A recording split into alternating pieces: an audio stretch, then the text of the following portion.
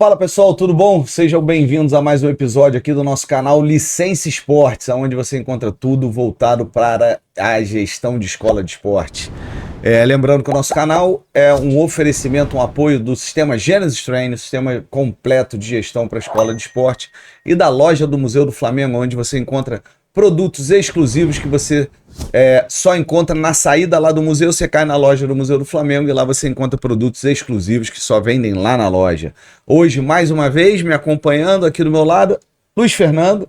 Boa noite, galera. O homem que tem um gol narrado na voz de Léo Batista e que ajudou na carreira do Romário a fazer 1.002 gols, onde ele faz pênalti em cima do Romário. Se existisse as bets hoje, com certeza estaria na CPI das apostas do Brasil. Com certeza, ou não? Não, de jeito nenhum. De jeito nenhum. Não índole não é pra isso. 40 milzinho para fazer um pênalti no Romário, não? Faria. Faria, eu sei que você faria. E hoje aqui recebendo o meu amigo, tive a honra e o prazer de trabalhar com esse cara no Botafogo, professor, uma carreira aí de mais de 30 anos, Anthony? 25, 30 anos. 25, 30 anos dentro do futebol. Anthony, prazer estar te recebendo aqui, obrigado por ter aceito o convite. Você sabe do carinho que eu tenho por você. Já tivemos bons e maus momentos juntos, mas sempre com muito respeito, com muito carinho. Você sabe a admiração que eu tenho pelo profissional que você é, pelo conteúdo que você carrega aí dentro dessa cabeça genial que você tem. Muitas das vezes, diria até mal compreendido. Eu acho que você é uma pessoa que durante muitos e muitos anos, eu acredito que até hoje, sempre esteve à frente. Você sempre foi uma pessoa que... hoje, muita coisa que eu vejo no futebol, hoje, há 20 anos atrás, ou a gente se conheceu profissionalmente há uns 15 anos, 12 anos, sei lá. 2011, mais 2011, ou menos. tem uns 13 10, anos. 2011, Então, assim, a gente se conheceu profissionalmente, mas eu já te acompanhava no trabalho que você fazia no Flamengo, a gente vai falar muito sobre isso aqui, e eu vejo hoje quanta gente fazendo aquilo que o Anthony lá atrás já queria e já colocava em prática. E muita gente não entendia, né? Inclusive eu algumas vezes não entendi. E hoje você vê que aquelas ideias suas hoje estão sendo aí amplamente colocadas em prática. E é um prazer estar te recebendo aqui. Obrigado por ter aceito o convite de estar aqui com a gente hoje. Ou seja, é um prazer. Obrigado pela tanta citação boa. Obrigado a você, Luiz Fernando. Estou aqui à vontade para a gente poder conversar, trocar, falar, rirmos um pouco, né? Contar os causos e falar bastante sobre futebol, sobre a educação pelo futebol, que eu acho que é fundamental e importante também. A gente sempre começa aqui falando sobre a história, né? Como o esporte chegou na sua vida, né? Ou seja, depois a gente vai falar de outras paixões que você tem além do esporte, que eu sei que tem. Pois, um é aqui pertinho, né? Um é aqui pertinho. Não, pertinho porque diz o samba, né? Da 1º de março... A 1º de março falta um passo para ouvidor. E no Salgueiro. Samba do Salgueiro. E esse é um especialista em carnaval. Sabia disso? Não. Você é um especialista do carnaval baiano. Quando você jogou no Bahia, você só ia para as festas lá de Salvador. Axé. E esse é um especialista do carnaval carioca. Escola de samba. Apaixonado por escola de samba. A gente vai falar sobre isso aqui, mas o Anthony... Por que o esporte? Por que a educação física? Como é que isso entra na sua vida lá nas suas primeiras memórias? Conta um pouquinho pra gente. Primeira questão escolar, né? Fazia educação física, sempre tive um prazer de fazer educação física. Com o tempo a gente vai entendendo o quanto que o professor de educação física tem um poder grande de persuasão, porque a gente está na sala de aula com aulas de português, matemática, história, que seja, e na educação física você vai lidar com o corpo, com o espaço livre, o quanto aquilo era importante naquele processo.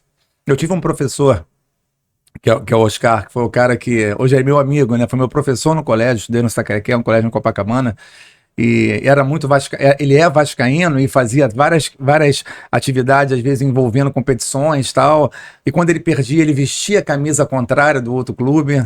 Tinha essa aposta? Não, ele vestia, o que era muito bacana, ou seja, não era aquela rivalidade como existe hoje de grandes clubes, não é maluquice que é hoje. Mas ele vestia a camisa do Flamengo ou do Fluminense e tal, e isso era interessante. Nós tínhamos horários à noite, aos sábados e durante a semana, de acordo com a faixa etária, para fazer as escolinhas tal, de futebol, de futsal, futebol não. E lá no Forte do Leme havia um espaço esses espaços dentro do ambiente militar, e lá tinha escolinhas de futebol, de natação, e ali eu praticava, e joguei futebol de praia, nunca não fui jogador, mas joguei futebol de praia no Força Saúde, que é um dos times de futebol de praia.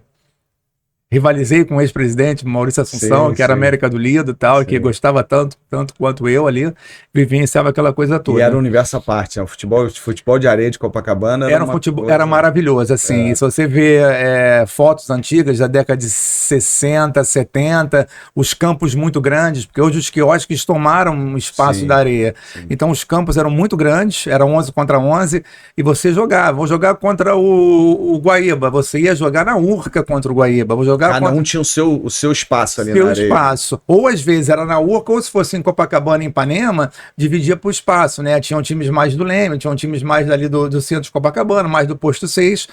E você tinha aquela multidão de pessoas, você acha isso às vezes na internet, né? Assistindo do calçadão e tal. Mas era lotado, assim. Muito ficava cheio, muito lotado. cheio. E muitos árbitros do futebol de campo vieram do futebol Sim, de praia. verdade. Muitos, né? O tradicional Margarida e tal, mas o Daniel Pomeroy, que foi de futsal, passou por lá, e outros, né? Assim, Sim.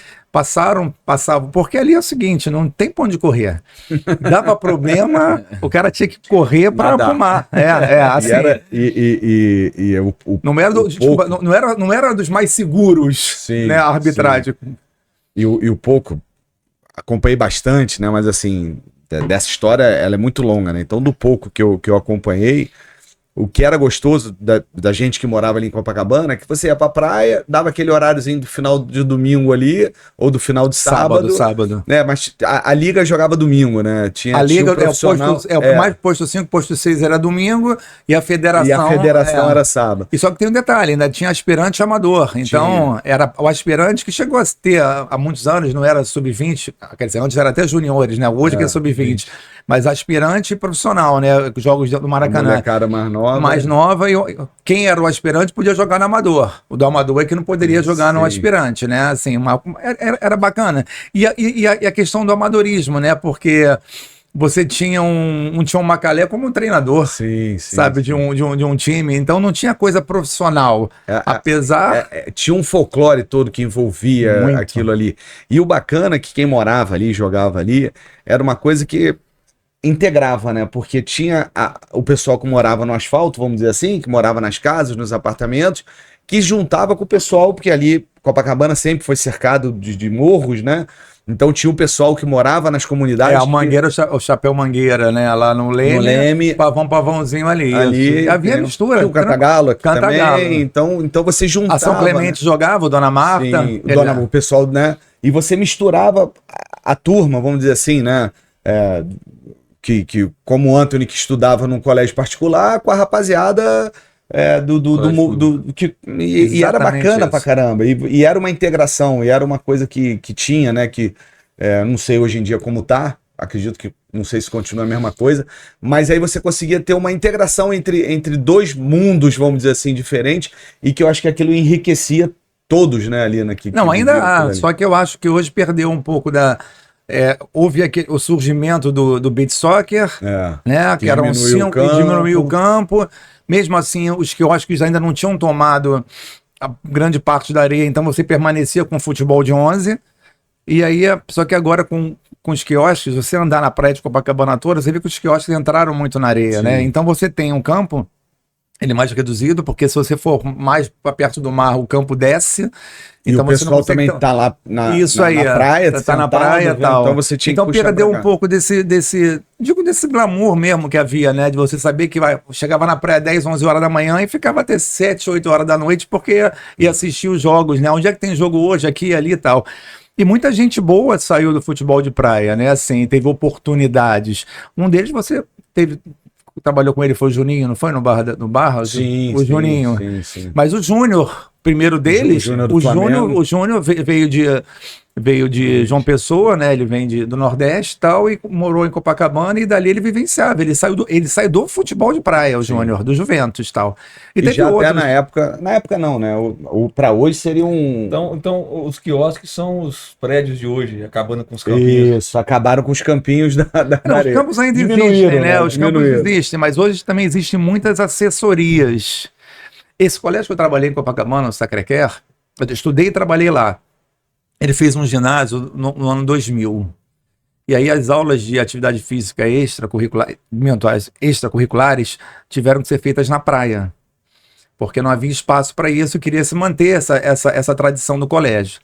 E aí eu fui no grupamento marítimo para entender como é que era, porque aqueles espaços da praia, eles são arrendados. Sim. Então você tem de 100 em 100 metros, ó, 1, 2, 3, 4, você vai dividindo. E A, B e C do calçadão até a água. Então você arrendava os espaços para ser seus, para você utilizar. Tem gente que faz o seu vôlei de praia lá, o vôlei da família. Monta escola, Isso cobra, aí. ginástica funcional. Mas hoje está dessa forma, entendeu? Hoje tomaram conta da praia, tem muitas assessorias, tem muitas escolinhas e tal, e não sei se todos são... Que eu trabalhei na Federação de Esporte de Praia durante um tempo e eu vi a dificuldade que era regulamentar aquilo tudo, Sim. porque muitas pessoas ali têm a vivência do esporte, mas não são da educação física. Sim. Então eu falei, vou ter muita dificuldade de lidar com isso e tal. Enfim. Mas voltando lá, começou você jogando futebol de praia, participando lá, e aí como vem essa coisa? Vou fazer educação física? Eu não fiz educação física, eu tinha receio de fazer educação física. Como é que vai fazer educação física? É algo que seria muito forte. Eu fui fazer comunicação, eu fiz vestibular para comunicação, passei, mas sempre tive um texto bom, o que era o motivo e tal, mas não estava feliz nesse processo todo. E aí eu comecei a trabalhar à noite nas escolinhas que tinham no colégio, que esse professor de carro pediu uma ajuda, você não quer estar aqui e tal, papá. O que eu acho que foi determinante na minha vida, esse espaço que ele me deu, hoje eu ia ver de uma outra forma, como é que alguém vai trabalhar, que se não é da educação física, né, assim.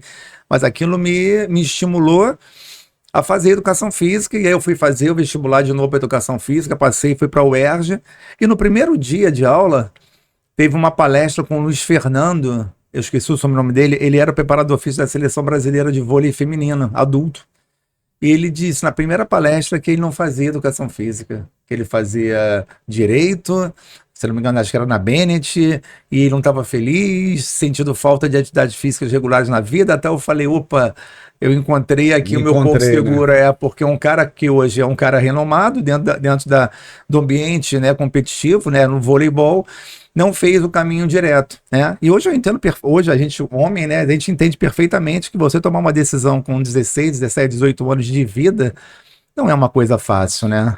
A gente regula idade. Sim. Na minha época, né, na nossa época, estava um pouquinho melhor. Mas antes da gente, fazer faculdade de educação física não era uma coisa muito bem vista. É isso aí. Era faculdade de vagabundo, você quer ir para jogar vôlei, você quer ir para jogar handball. Não fazer nada. E as pessoas não têm a noção do quanto tu estuda anatomia, muitos, biologia. Né? Realmente vão para lá para curtir a vida, para não estudar. Como vão para fazer direito, comunicação também. Isso é o que eu falo. Tem todas as áreas. Tem amigo conhecido que fingia que fazia faculdade de medicina, o pai pagava e não fazia faculdade. Frequentava o campus de medicina, ficava lá o dia inteiro, mas nem matriculado estava. Pegava o dinheiro que o pai dava para pagar, que é caro, para viver vida de playboy, mas ele ia lá para a faculdade, ficava lá tirando foto, ficava lá no meio de tudo. Mas a história da educação física é engraçada, porque eu lembro na minha época de criança, nós tínhamos educação física. Na escola, sim. Na escola, sim. Nós tínhamos atletismo, vôlei, não só futebol. Hoje eu fiz estágio, né? Eu formei educação física, mas tinha que fazer estágio na época da faculdade. A gente chegava na escola para poder fazer o estágio, as crianças estavam doidas para chegar à educação física. Não pela educação física, poder ficar no celular, para jogar peteca, para ficar conversando uma com a outra. A educação física escola hoje ela é muito fraca, pelo que eu percebo, que eu tive experiência como estágio, diferente da minha época, que realmente a gente tinha gincana. Sim. A gente mobilizava para poder montar equipes, para poder ganhar. E época de Olimpíada, a gente tinha conhecimento de cada modalidade olímpica. A cada 2 meses era uma situação. A gente teve Olimpíada agora, eu procurei saber, nenhuma escola lá da minha namorada, ela é professora. Não tive nada. Olimpíada. Mas hoje, quando tem alguns amigos que matriculam filhos em escolas, né, eu pergunto, qual é o objetivo? Eu não tenho filhos, mas o objetivo é o quê? É a educação ou é passar no vestibular? Porque você percebe hoje, vão falar que é as duas coisas, mas você percebe que o maior objetivo é ter uma formação para capacitá-los a passar bem no vestibular e seguir depois uma carreira bacana. E poucos estão preocupados com a questão da formação da educação. Ao mesmo tempo, falando de educação física, né, atividade física, todo mundo A maioria dos pais colocam seus filhos em atividades extracurriculares, que são escolinhas de futebol, natação, judô, isso aí. Ou seja, quanto que é importante a educação física extracurricular e por que ela curricular também não seria importante, né? Eu trabalhei depois, né, quando eu me estimulei a fazer educação física pelo professor Oscar, eu comecei a trabalhava no colégio e eu fui, depois de alguns anos, trabalhar com educação infantil. E é onde eu me sentia mais professor, porque não tinha esse negócio de jogar bola e virar para o lado. Educação infantil, 3, 4, 5, 6 anos, você tem que ter um conhecimento de atividades motoras, lúdicas, absurdas, né? E ter conhecimento e proporcionar atividades que possam... Prazerosas, né? Como você vai criar as brincadeiras, os exercícios para o desenvolvimento... E o que eu percebo com a minha vivência na educação física e no futsal, depois no futebol de campo, categoria de base profissional, que a pouca ênfase em atividades motoras. Se fala muito de parte física, força, potência, velocidade e tal, mas não se fala de lateralidade, coordenação motora, sabe? Ampla, fina, ampla, né? Exatamente. Destreza, ritmo, coisas que são muito importantes, porque a relação com a bola é toda a relação motora. Desenvolvimento de tônus. Não se faz isso nas categorias de base. Eu vejo trabalhos físicos. E na educação física de 3 a 6 anos, você não tem como jogar uma bola para eles correrem. Mais que eles quisessem bola, eu nunca dava bola. Eu dava atividades motoras, lúdicas, para ter um ganho maior de acervo motor, ou seja, o quanto eu era importante naquele processo ali. E eu consegui perceber isso e fui... quando eu comecei a trabalhar com futsal, que aí foi uma oportunidade que eu tive, né? O Ricardo, como é que eu entrei para o esporte de competição?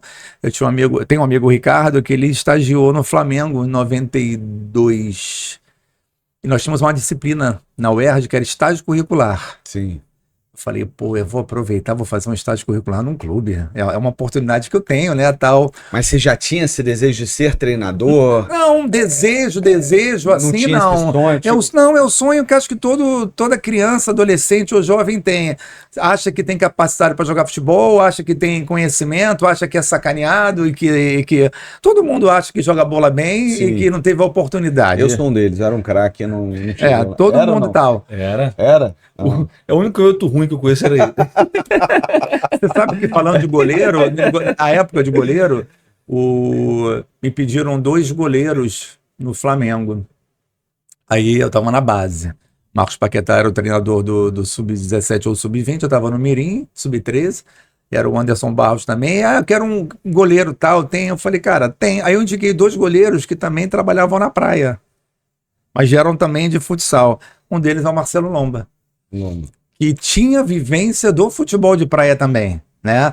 Tinha vivência do futsal, que ele foi goleiro de futsal, tinha vivência do futebol de praia, e aí o Flamengo precisava de um goleiro, tá pra categoria tal. Havia um problema, porque ele é dezembro, né? Dezembro é quase um ano de diferença. É difícil virar um jogador de dezembro, né? É muito difícil. E ele virou um goleiro vindo do futebol de praia e de colégios particulares também, ou seja, dentro de um nicho que você talvez não fosse encontrar, né? E tu vai fazer o estágio no Flamengo? E vou fazer o estágio no Flamengo, estágio no futsal, com o professor Luiz Antônio, que depois se tornou um grande amigo, assim, e eu era praticamente já um auxiliar, porque eu chego lá como auxiliar, porque as obrigações nossas eram obrigações totais nos treinos e nos jogos. E ali, graças a Deus, eu encontrei um ambiente de berço quente e de pessoas... Você foi bem recebido. Muito bem recebido. Eu trabalhei 8 anos no futsal do Flamengo, 7, 8 anos. E assim, um relacionamento muito bacana. Eu tenho até hoje com vários personagens que passaram por ali. Um deles, o Zé Ricardo, teve lá com a gente. A geração é boa. Foi. Nesses 8 anos, se eu estiver enganado, você trabalhou com o Zé Ricardo, o Zé Alberto, o Emílio, você... O Emílio já tinha ido pro campo, mas saiu do futsal. Tem o Luiz Antônio, que para mim é um grande profissional, é um cara da competição, mas eu o via muito mais como um cara da educação, e também ele é fisioterapeuta, então me ajudava nesse processo, já tinha tido experiência no campo. Aí tinha o Cid, tinha o Miltinho, nosso falecido Marcelo Acra, tinha um grupo de profissionais muito bom, já havia um processo de integração. Lógico que passamos por mudanças de gestões, e isso sempre abala. não abalava, entrava um diretor novo. O processo meio que se mantinha o mesmo, mas o diretor novo às vezes tinha um olhar diferente. E o Flamengo sempre teve uma questão muito forte com a formação. Muito forte. Você quer vencer? Quer vencer. Mas eu fiquei 3, 4 anos sem vencer quando eu comecei. No futsal. E não saí de lá. E fiquei lá. Aí recebi uma proposta para ir pro Fluminense. Aí fui pro Fluminense. Eu falei, o Anderson, que era o meu gerente, falou, o cara do Fluminense chamou pra lá. Vai lá ouvir. Você tem que ir lá ouvir a proposta. Aí eu fui lá ouvir a proposta. Aí eu voltei, eu falei, pô, cara, os caras são tricampeões cariocas, vão pro tetracampeonato com 4 treinadores diferentes, o que eu vou fazer lá?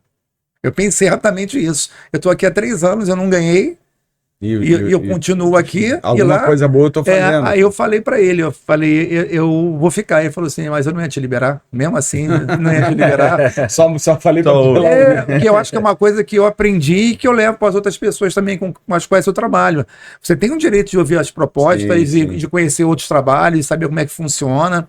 E hoje as ferramentas são muito mais claras e evidentes para você, né? Eu não tinha acesso a muita coisa, a gente não tem acesso a nada naquele momento ali, né? Eu sinto que o meu processo todo de formação foi muito por mim mesmo, porque você não encontrava material praticamente sobre nada. A gente falou aqui no último podcast, quem não assistiu aí, por favor, assista, com o João Marcos, que é o treinador do Sub-14 do Vasco. Foi nosso jogador no Botafogo. Foi meu adversário, João é 9-1, perdeu um título para mim. Vários. Gastando, João. João é 9-1. 9-1. Joguei a final, vou falar, final do Campeonato Carioca, Salão, que é a geração de Diego Maurício, 7-1 e 12-13. Que isso? 12-3 e 7-1. Caralho. O João tava jogando. E o João vai pro campo, joga. O João era chorão. Era chorão. Aí tem que fazer. Eu encontrei exatamente isso. Eu encontro o João depois, porque naquele projeto do Túlio, sim, que eu participei de alguns jogos no projeto do Túlio Mil Gols. A gente vai conversar um pouquinho sobre isso. O João era, acho que estava numa, não sei se o João era sub-20, sub-23, mas o João chegou a estar comigo naquele processo de treinamentos ali também. Sim. Na época ele estava falando aqui, e ele falou um negócio aqui, que é exatamente o que você falou aqui. O quanto que os treinadores que tiveram sucesso no Brasil, e tiveram, a gente não pode tirar isso deles, e é a história deles, o quão pouco eles registraram isso, né?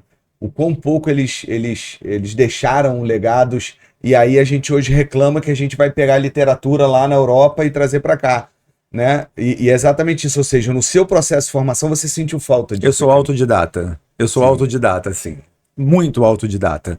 E eu lamento, nesse momento estou escrevendo meus 2 primeiros livros. Nesse momento, eu deveria ter escrito algo há 20 e poucos anos, porque eu acho que eu tenho meus conteúdos, mas conteúdos muito interessantes, não é o conteúdo do lugar comum, né? Coisas que eu acho que tem que ter um olhar e que as pessoas não têm dentro do futsal ou do futebol, enfim.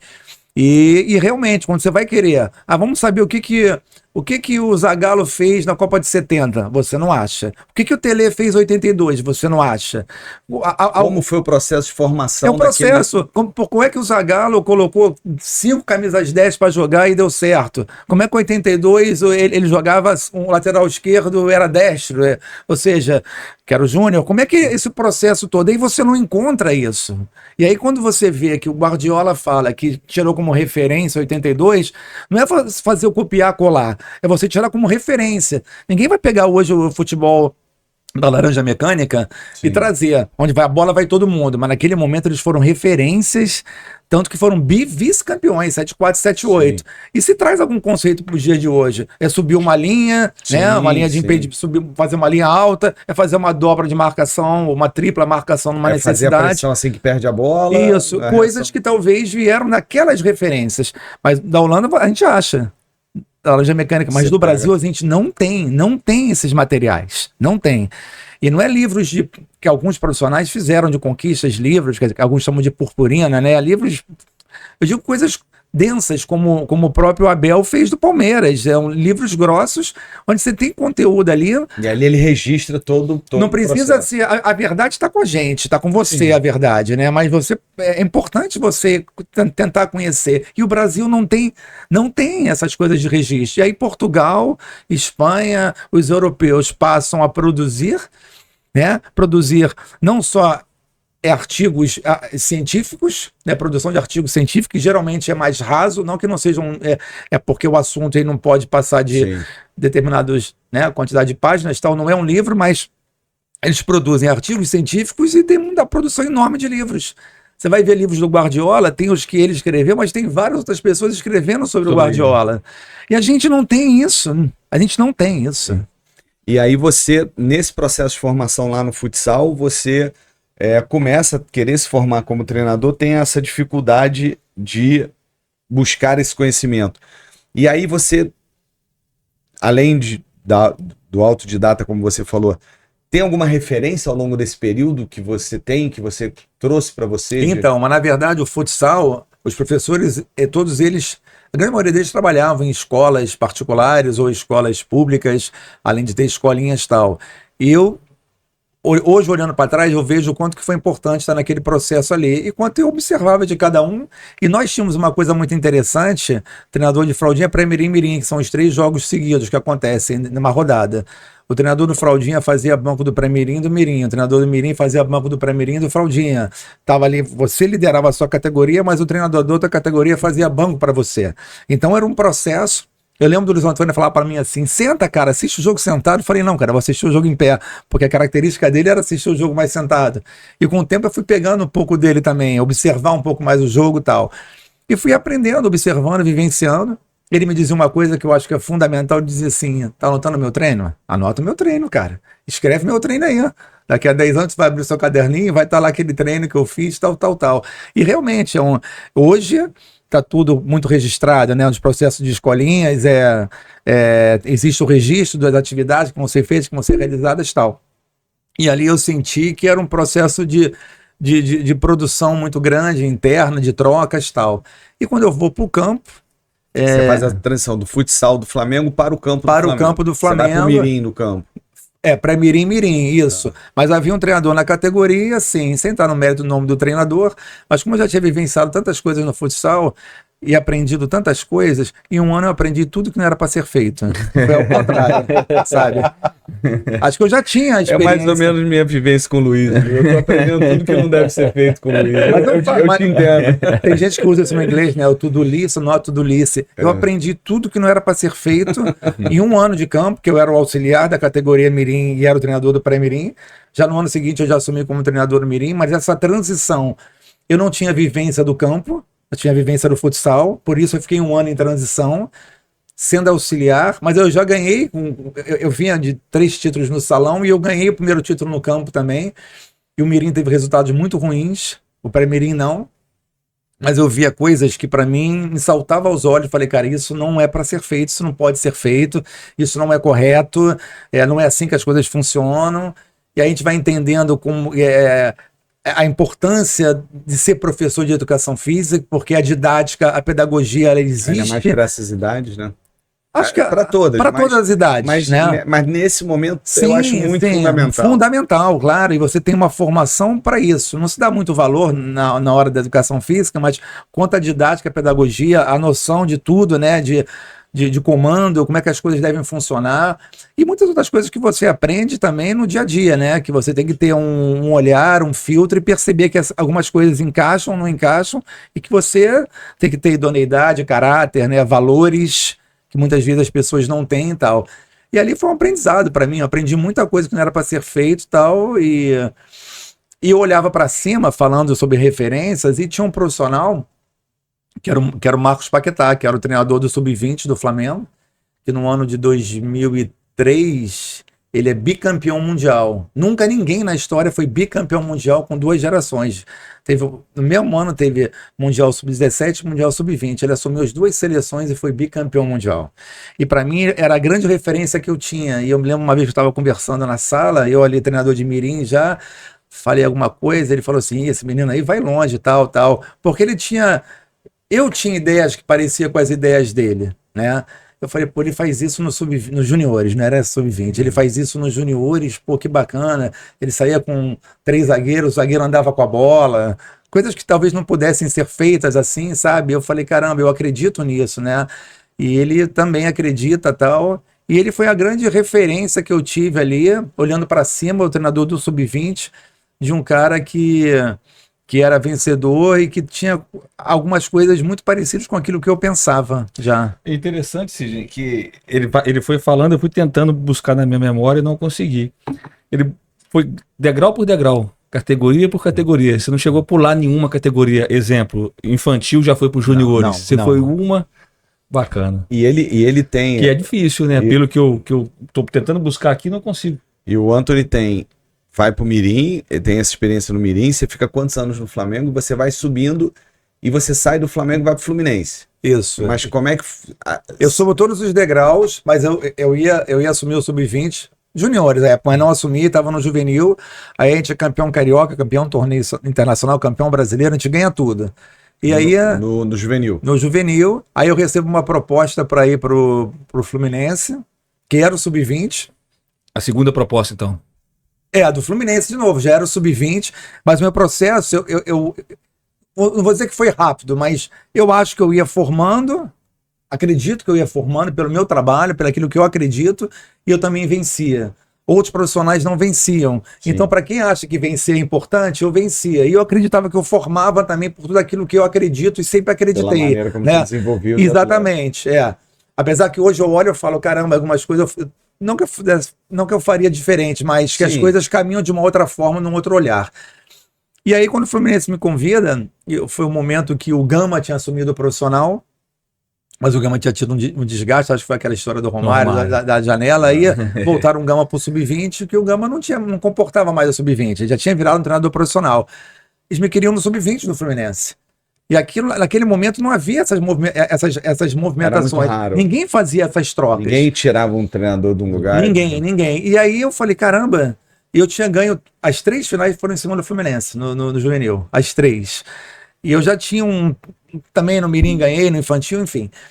E aí eu conversei com o Fluminense, conversei com o Flamengo estava com as planilha de cargos e salários não era uma coisa equilibrada, ordenada, e eu questionei algumas coisas, tal, me senti mais seguro para falar sobre isso, tal. E aí tinha a categoria sub-20, falei, mas era do Adílio. O Adílio tinha um trabalho dele que na verdade era muito diferente do Paquetá, que já tinha saído. O Adílio era um ex-atleta, PhD em gente boa, um cara fantástico, mas que tinha algumas limitações normais e que ele sabia, mas ao mesmo tempo ele também era vencedor. Se eu vencia, ele também vencia de outra forma. Se eu olhava antes e falava assim, poxa, o cara é ex-atleta, ele tem alguma qualidade para poder executar algumas situações, porque ele tinha resultados também. Mas o Adílio permaneceu, eu falei, aí eu fui pro Fluminense. Aí eu fui pro sub-20. Tem uma história que você me contou e que me marcou muito, que eu queria que você contasse, que é dessa tua passagem pro Fluminense. Você... E assim, a gente acha que a gente nunca está sendo observado, né? É o que a gente fala da vida como um todo, né? Mas você joga um jogo lá em Xerém, eu acho. Não, o jogo foi o Flamengo Infantil mandava jogos. O Flamengo Infantil mandava jogos lá no CFZ em São Gonçalo. Foi quem conversa contigo para te levar ao Fluminense? Não. Esse jogo... Tem um jogo com o jogador expulso. Isso, foi esse jogador. Isso aí. E que quem foi te contratar no Fluminense, ele fala para você. Fala, o Marcelo Teixeira e o Cássio falam desse jogo. 2 anos depois desse jogo de infantil, olha que eu comentei isso, nós temos um amigo comum que é o Cadu, que hoje é um dos gerentes da base do Botafogo. Como o Botafogo ontem no Sub-17 perdeu um jogador, eu falei isso, eu lembrei disso para ele. Às Mas vezes ele não passou confiança não, o Cadu. De quê? A gente teve um curso de formação, ele foi lá e ele elogiou o Sidney. Palhaço. Cadu, além de ser um grande profissional, foi meu estagiário, é um grande amigo. Não acredito nisso. Ele elogiou pra Dedé, eu falei, não é possível. O Cadu foi lá, que a gente tá com essa academia. Eu vi uma foto. Aí o Cadu abre a porta e faz assim, manda um beijo pra mim. Eu falei, vem cá, que tava com todos os licenciados lá. Aí o Cadu veio, ele tava falando uma área lá, eu falei, vem cá, o Cadu veio, aí eu dei um abraço nele, dei um beijo, falei, pô, dá uma palavrinha aqui pros licenciados aqui, aí o Cadu, beleza. Aí o Luiz para, e o Cadu começa a falar, sejam bem-vindos, é um projeto bacana, legal, babá, e vira pra mim e começa a me elogiar, falar de mim pro pessoal. Quando termina, esse bobão aqui vira na frente, todo mundo fala, me apresenta esse Sidney aí que eu não conheço. Aí o Cadu ri, e aí o Cadu vai. Mas o Cadu, cara, assim, esse cara... Desculpa ter te cortado. Não, é porque eu falei exatamente, eu falei com isso Dessa história, vindo né? pra cá agora, porque esse jogo, a gente, o Fluminense, essa geração do Fluminense 90 era uma geração muito forte, que era a geração de gêmeos, do Fábio e o Rafael, eles já estavam vendidos pro Manchester, era uma geração muito forte. E nós tomamos 2-0 no primeiro tempo e com um jogador expulso. Meu zagueiro, que era o zagueiro da seleção, Lucas Galdino, que hoje está na base do Flamengo trabalhando, ele foi expulso. Aí eu volto pro intervalo, eu falei, eu tenho que levar esse jogo 2-0 até o intervalo, porque eu não estou conseguindo agora durante a partida tal. E aí eu lembro que meu diretor, assim, desconfigurado, né, berrando, gritando e tal, eu falei com equilíbrio, e aí eu ajustei algumas coisas que eu achava que eram importantes naquele momento para lidar com um jogador a menos. A gente fez 2-1, 2-2 e só deu o Flamengo no jogo e acabou 2-2, mas nós temos... Você lembra o que você fez? Lembro que eu igualei a defesa, jogamos sem sobra, vamos jogar igual o tempo todo, vamos correr esse risco, pedir pro goleiro ficar um pouco mais adiantado, que é o Marcelo Carné, que virou um goleiro hoje de alto nível, jogou Série A, já Série B. Você vai jogar fazendo a cobertura, nós vamos jogar no mano o tempo todo, pedir para os meias dividirem espaços, algumas coisas assim que eu achava que era interessante isso lidar. Em 1000 quanto? 2005. 2005. E aí a gente vence o jogo, a gente empata de 2-2, né, perdendo de 2-0 com o jogador a menos todo o primeiro tempo, todo jogo praticamente. E quando eu saí do jogo, o Cássio veio na minha direção, que depois foi meu diretor, que você ganhou um jogo, você fez isso, sei lá o que, para ele e o Marcelo e tal. Ao tempo passou, jogamos a final do Brasileiro contra o Fluminense. Antes da final, eles vieram conversar comigo. Antes da final, vieram conversar comigo. E que bom que eu venci, né? Poderia ter perdido a final. A gente foi campeão brasileiro. Porque nessa época não tinha o que tem hoje, né? Hoje existe uma visibilidade enorme, Sim. sub-15 até sub-17, mais sub-17, sub-20. É muita visibilidade, é muita Copa do competição. Brasil, Campeonato Brasileiro, Copa do Brasil, transmissão, e coisa tudo. que não tinha, né? Eu não vivenciei nada disso. O que tinha era a Copinha, a Copa São Paulo de Júnior, com uma a BH, e olhe lá ali no meio de ano. Não havia mais nada.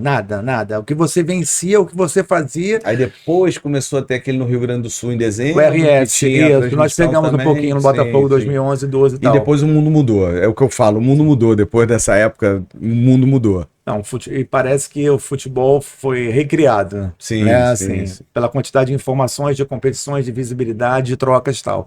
Mas você vê, e eu dizia isso para meus atletas, estejam sempre preparados, porque sempre tem alguém em algum lugar te olhando, te observando. Sempre tem alguém que vai trazer alguma coisa, que vai conversar com você, vai falar com você sobre alguma coisa, te vir naquele momento, tal. Esteja preparado para qualquer convite ou para qualquer situação que possa ocorrer na sua vida, né? Eu tenho um primo que jogou no Vasco, Felipe Alvim. Ele era reserva do Maricá Felipe foi lateral direito. Aí o Maricá machucou, precisou dele jogar. Aí foi contra aquele time, o Serrano de Petrópolis. Quem tá na arquibancada assistindo, Antônio Lopes, e ele não sabia. 6-0, 7-0 ganharam, ele deu 3, 4 cruzamentos para gol. Antônio Lopes, na hora, no outro dia, apresenta no profissional lá comigo. Ele era reserva.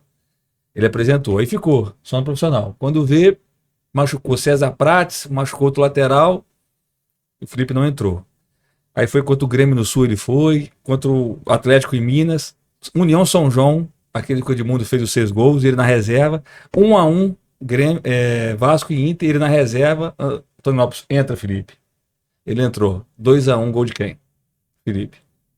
Estava preparado, esperou o momento certo, não deixou a peteca cair, de reserva nos juniores, passou a ser titular, convocado para a seleção sub-20, preparado. Isso aí a gente falava muito disso também, a gente sempre falou, quem trabalha com futebol, que o grande erro é a pessoa esperar a oportunidade para se preparar e não se preparar para a oportunidade. E no futebol, ainda mais de base, isso serve para os alunos das unidades, e serve para qualquer um que sonha, né, em jogar futebol. Você tem que estar preparado, porque você não sabe quando a oportunidade vai acontecer, né?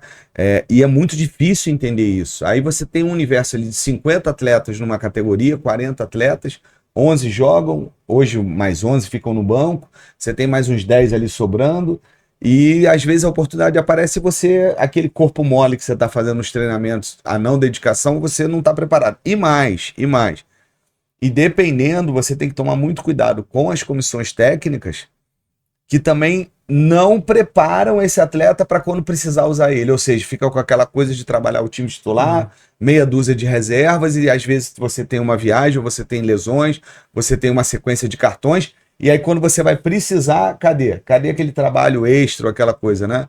É importante, você como gestor de grupo, isso é importante. Eu vivi isso no Fluminense. Jogadores que...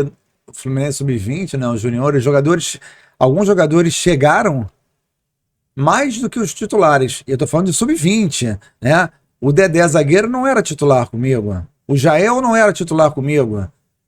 Não que eu seja responsável, não vou dizer que eu sou responsável, mas do fato deles conseguirem chegar, alguma coisa eu deixei ali plantado, porque ele está no Sub-20 e ele não é titular, e ele chega mais do que muitos jogadores que eram titulares daquela categoria, daquele ano, né? É sinal que de repente alguma coisa eu fazia de uma forma mais ampla. Mais ampla. Não era só os titulares. Claro. Você escolhia alguns para jogar, mas o trabalho era desenvolvido para todos. E tem outra coisa ali também, né, Sidney? Com esse tempo todo de estrada, você olha para trás e você tenta ver aonde chegaram aqueles jogadores. Sim, sim. Né? O que você fez, o que você deixou de fazer, o que você pode ter ajudado ou não, ou o que eles fizeram também. Eu fui treinador de fraldinha no futsal, Flamengo e Tio Sam em 96, 8 anos. O ala do Tio Sam era Renato Augusto, o outro ala era Bruno Mezenga. Aí eu olho, eu sei que o Renato chegou, eu sei que o Bruno chegou. Eu sei quem são os pais do Renato, eu sei quem são os pais do Bruno. Eu sei mais ou menos foram meus adversários, nunca foram meus jogadores. Indiretamente no Flamengo, mas diretamente nunca foram meus jogadores, foram meus adversários, depois trabalhei com eles próximos no Flamengo. Mas eu sei o que pode ter acontecido naquele processo para eles chegarem. E os outros que não chegaram? Eu também sei por que alguns não chegaram. Porque isso passou na minha vida. E a gente viu tantos jogadores que não chegaram. Muitos não chegam. A gente tem algum... A gente fica até triste. Eu assumo algumas responsabilidades. Acontece, por exemplo, quando eu assumo um juvenil do Flamengo, tinham 3 jogadores que representaram o meu trabalho no pré-mirim do salão. Ou seja, 10 anos antes... Eles foram meus atletas. E ali, naquele momento, eu tive que dispensá-los. É difícil. Foi dificílimo, assim. Representaram o meu trabalho um dia e chegaram para mim. Aí eu pedi para a secretária, eu falei, me dá, por favor, a minutagem do Sidney e do Luiz Fernando para mim. Deixa eu ver quantos jogos que eles já fizeram no pré-mirim, mirim infantil. Aí tinham jogadores no juvenil com uma minutagem baixíssima, com histórico baixíssimo. Eu falei, sou eu que tenho que dar oportunidade para eles no juvenil? Que potencial que eles têm, ou seja, não se teve a coragem de mandá-los embora ou oportunizá-los, e aí cai no meu colo, na categoria juvenil, né, para oportunizar ou para poder, né, liberá-los. Na época, a análise de desempenho era a secretária que fazia? Não, ela não. Tô falando porque mudou, até isso mudou. Pra gente, não existia isso. É isso que eu quero que traga pra mesa. Eu pedi pra ela, como se fosse as estatísticas. As estatísticas. Quantos jogos o Sidney jogou, quantos jogos os Fernando jogaram tantos jogos, quantos jogos eles foram titulares e reserva. Eu falei, caramba, o jogador chega na categoria de juvenil com 5 jogos. Que potencial que é esse que ele tem, que ele não é oportunizado, que ele não joga? Hoje o clube que não tem isso já mapeado tá pra trás. Entendeu? Por isso que eu falo, são indicativos que não se usavam e que o Anthony, eu trabalhei com ele, sei, e coisas que, modéstia à parte, eu também introduzi, trouxe há 15 anos atrás, há 14 anos atrás. Por exemplo, na base a gente fazia o relatório de árbitro. Você chegou a receber, não recebia? A gente fazia análise, como é que pode chamar de... análise do árbitro. De performance, análise de... Comportamental. Do árbitro. O Anthony, como treinador, ele recebia lá. Se ele era caseiro, se ele não é, muito cartão, pouco cartão. Se ele cartão. dava muito cartão no primeiro tempo, no segundo tempo, no jogo, depois do jogo. Inclusive, a gente olhava o que ele escrevia em observação. Então, o Alf, que hoje está no profissional do Botafogo, analista de desempenho, ele começou a fazer isso na base com a gente. Falava, Alf, quem vai apitar o jogo tal? Fulano, olha lá. Aí, às vezes, vinha assim... Cheguei no vestiário e uma luz estava queimada. Eu falei, pô, pro cara escrever isso ele é chato. Então eu chegava já pro coordenador e falava, ó, recebe ele bem, vai lá. Coloca a luz. Vê se não tem luz queimada. Então tem todo um ambiente que também mas você isso cria. tudo que a gente fazia, porque as comissões, eu vivi comissões que não eram robustas, eram simples. Eu nunca tive auxiliar. Eu fui ter auxiliar no Sub-20. Mirim, infantil, juvenil, eu não tive auxiliar. Era um preparador físico, preparador de goleiro e estagiários. Eu não tinha auxiliar. Então, assim, mais ainda o processo de autodidata, né? Hoje, dividiram as categorias. O que era... O que você fazia com 2 anos de idade, né? Hoje são 2 comissões para o infantil, 2 comissões para o juvenil. Não era assim, era uma comissão só para 2 anos de categoria. E olhe lá e vamos lá validar com isso tudo e tal, e resolver 50, as questões. Atletas. Eu não tinha, por exemplo, observador, o clube não tinha. Aí eu meio que catequizei o Cláudio, que é um amigo meu de educação física, o Castrinho. Eu falei, Cláudio, eu preciso que você observe jogos para mim. Ele passou a observar. Eu acho que nisso eu fui muito vanguarda, porque ninguém fazia isso. Eu sei como eu mandava o Cláudio observar jogos para mim, fazer um relatório, tal, trocar. E aí eu passei a usar isso. Eu sei que isso foi muito importante. No Fluminense eu consegui levá-lo, porque o Fluminense, que até então era vanguarda, porque o Fluminense foi a primeira... Investia muito na base também. Muito na base, né? Xerém foi o primeiro polo de hotelaria, onde os jogadores poderiam ficar. Tá. Sim. Tinha uns 80, 70, 60 vagas, outros clubes não tinham isso. Não tinha isso. Então eu podia trazer jogadores de outras partes do Brasil, não só do Rio de Janeiro, para poder morar em Xerém e tal. E aí eu passei a fazer esse processo de observação. O Cláudio fazia para mim observação e um relatório, e me facilitava. Não que eu passasse isso para os jogadores, mas para não ir para o escuro, né? Não vou para o jogo no escuro, todo jogo no escuro. Sim. O primeiro jogo da competição é no escuro, ok, mas os outros jogos não precisam ser no escuro, né? Hoje se modificou completamente. Hoje é o contrário, né? Hoje eles têm os analistas de desempenho, eles têm uns grupos, né? Então, sim, eles em 24 horas passam o jogo do próprio time deles para todo mundo. Não existe esconder nada. Não tem nada mais escondido efetivamente, né? Não tem como. Tem alguma coisa de treino, mas de jogo não. De jogo não. Todo mundo recebe câmera aberta. Então, o adversário bota lá o meu jogo de câmera aberta aqui, ó, próximo jogo tal. Eles têm 24 horas, mais ou menos, para poder colocar no grupo lá e receber. Então, assim, isso base profissional. As coisas modificaram muito, né? E aí do Fluminense, você vai para onde, Antony, depois do Fluminense? Eu monto... Eu vou montar nos juniores? Não, do Fluminense eu vou montar montar o profissional do Audax Rio, que era o Sendas Rio. Que é um projeto... Tem uma passagem fantástica lá. É um dos maiores projetos que eu vivenciei, né? Porque você vai para o profissional direto? Profissional direto. Era Sendas no Rio e Pão de Açúcar em São Paulo. Era um projeto do Brunoro, em parceria com a Abílio Diniz. Sim. Porque anos antes, né, o Brunoro foi aquele cara visionário da Palmeiras Parmalat, na década de 90 e tal, e levou o filho do Abílio Diniz para a Fórmula 1. O Brunoro sai do futebol, vai para a Fórmula 1, o Pedro Paulo Diniz foi piloto da Ligier. Sim. E fizeram uma afinidade profissional, enfim. E aí acho que o Abílio tinha uma ideia de formatar 2 times de futebol. Acho que Pão de Açúcar tinha comprado a Sendas no Rio e fizeram 2 times de futebol. Sendas no Rio e Pão de Açúcar em São Paulo. Aqui no Rio era Sendas, lá era Paek, que depois virou Audax Rio e Audax São Paulo. E aí o Brunoro, eu fui chamado para montar o profissional. Não existia categoria profissional no Rio. Você vê, se alguém te chama é porque alguém acredita no seu trabalho, né? Sim. E foi a primeira vez que eu fui entrevistado. O Brunoro me entrevistou, né?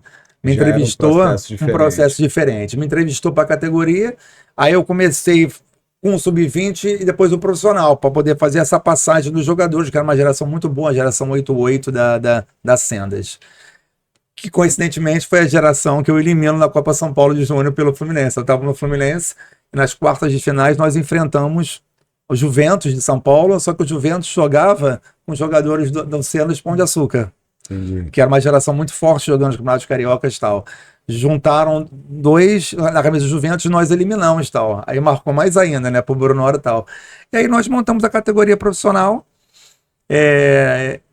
Fiquei 2 anos lá e muita coisa aconteceu ali, né? Porque eu posso citar vários nomes de profissionais hoje que estão no futebol que passaram, né? O treinador dos juniores, que era o meu auxiliar, era o Kleber, hoje é auxiliar do Zé Ricardo, está treinador do Sub-20 do Flamengo. Eduardo Barroca era o treinador do juvenil e era também meu auxiliar no profissional, Eduardo Barroca. O Zé Ricardo chegou anos depois para ser treinador de infantil, né? Nossa. Captação infantil.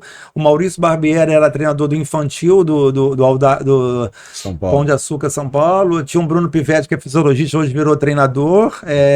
Muita gente passou nesse projeto.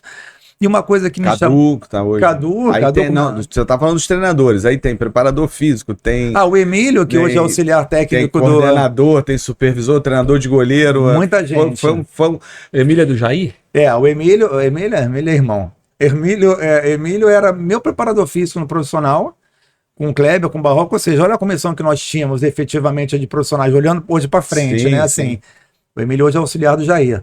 E muita gente boa. O Cadu trabalhava na musculação e foi meu estagiário no futsal, mas trabalhava no clube, porque ali no começo, no Rio, era o núcleo do Flamengo, eles chamavam de Mengolândia, sendo Holândia, Mengolândia e tal.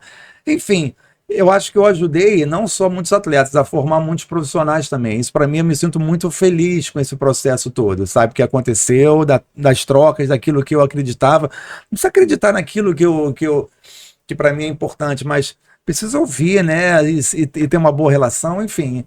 E ali foi muito determinante. O Thiago Escuro também era o gerente de São Paulo, o Michel no Rio, o Thiago em São Paulo, que era o braço direito do Bruno Oro, né? Então, assim, muita gente dali decolou. O Thiago mesmo, Escuro né? tá lá no... Tá no Mônaco. No Mônaco, né? E esse processo todo fecha quando o Diniz, 8 anos depois, consegue levar o Audax São Paulo à final do Campeonato Paulista, né? O projeto meio que fecha ali, que foi vendido, tal. E havia uma coisa que me marcou muito, assim, a nossa sala era uma sala ampla, grande, mas não era uma sala só do profissional. Aqui tinha a mesa do infantil, aqui tinha a mesa do juvenil, né? Sub-15, sub-17, sub-20 e profissional. Todos dentro da mesma sala. Claro que eu era novo no profissional, mas eu achava aquilo fantástico, porque eu tinha o cara do infantil, dos juvenis juniores, dentro do mesmo processo, com trocas mesmo, né? Não obrigatoriamente pedindo para jogar igual no sub-20, no sub-17, mas tinha as trocas. E isso é fundamental para a formação de todo mundo ali, né? Até porque esse negócio, sim, aí já saindo aqui pra gente começar a brigar aqui, esse negócio de jogar igual, para mim isso não existe, porque para mim você tem as características dos atletas daquele momento. Você não pode montar um 4-4-2 se você não tem os jogadores para isso. Você não pode jogar com 3 zagueiros se você não tem jogador para isso. Você pode ter no juvenil, mas de repente no infantil você não tem. Então a captação tem que trazer aqueles atletas para fazer aquela função que você quer que o time jogue daquele jeito. Até porque hoje, mais do que nunca, o futebol é dinâmico. Você tem as suas variações, tem características que às vezes de jogadores que você precisa mudar. Que não é a mesma característica que você tem ali, enfim, aí isso aqui a gente não, eu também não discutindo. concordo, eu também acho que não tem que jogar igual o jogo profissional. Aí daqui, quem mais roda é o treinador profissional. Sim. Permanece mais os treinadores da base. E aí o treinador profissional sai do clube, ele é adepto de uma forma, vou jogar só em ligação direta. Aí tá o sub-20, até jogando em ligação direta. Aí chega o Diniz. Aí o cara manda ele embora, exatamente. Aí muda tudo. Eu não penso dessa forma.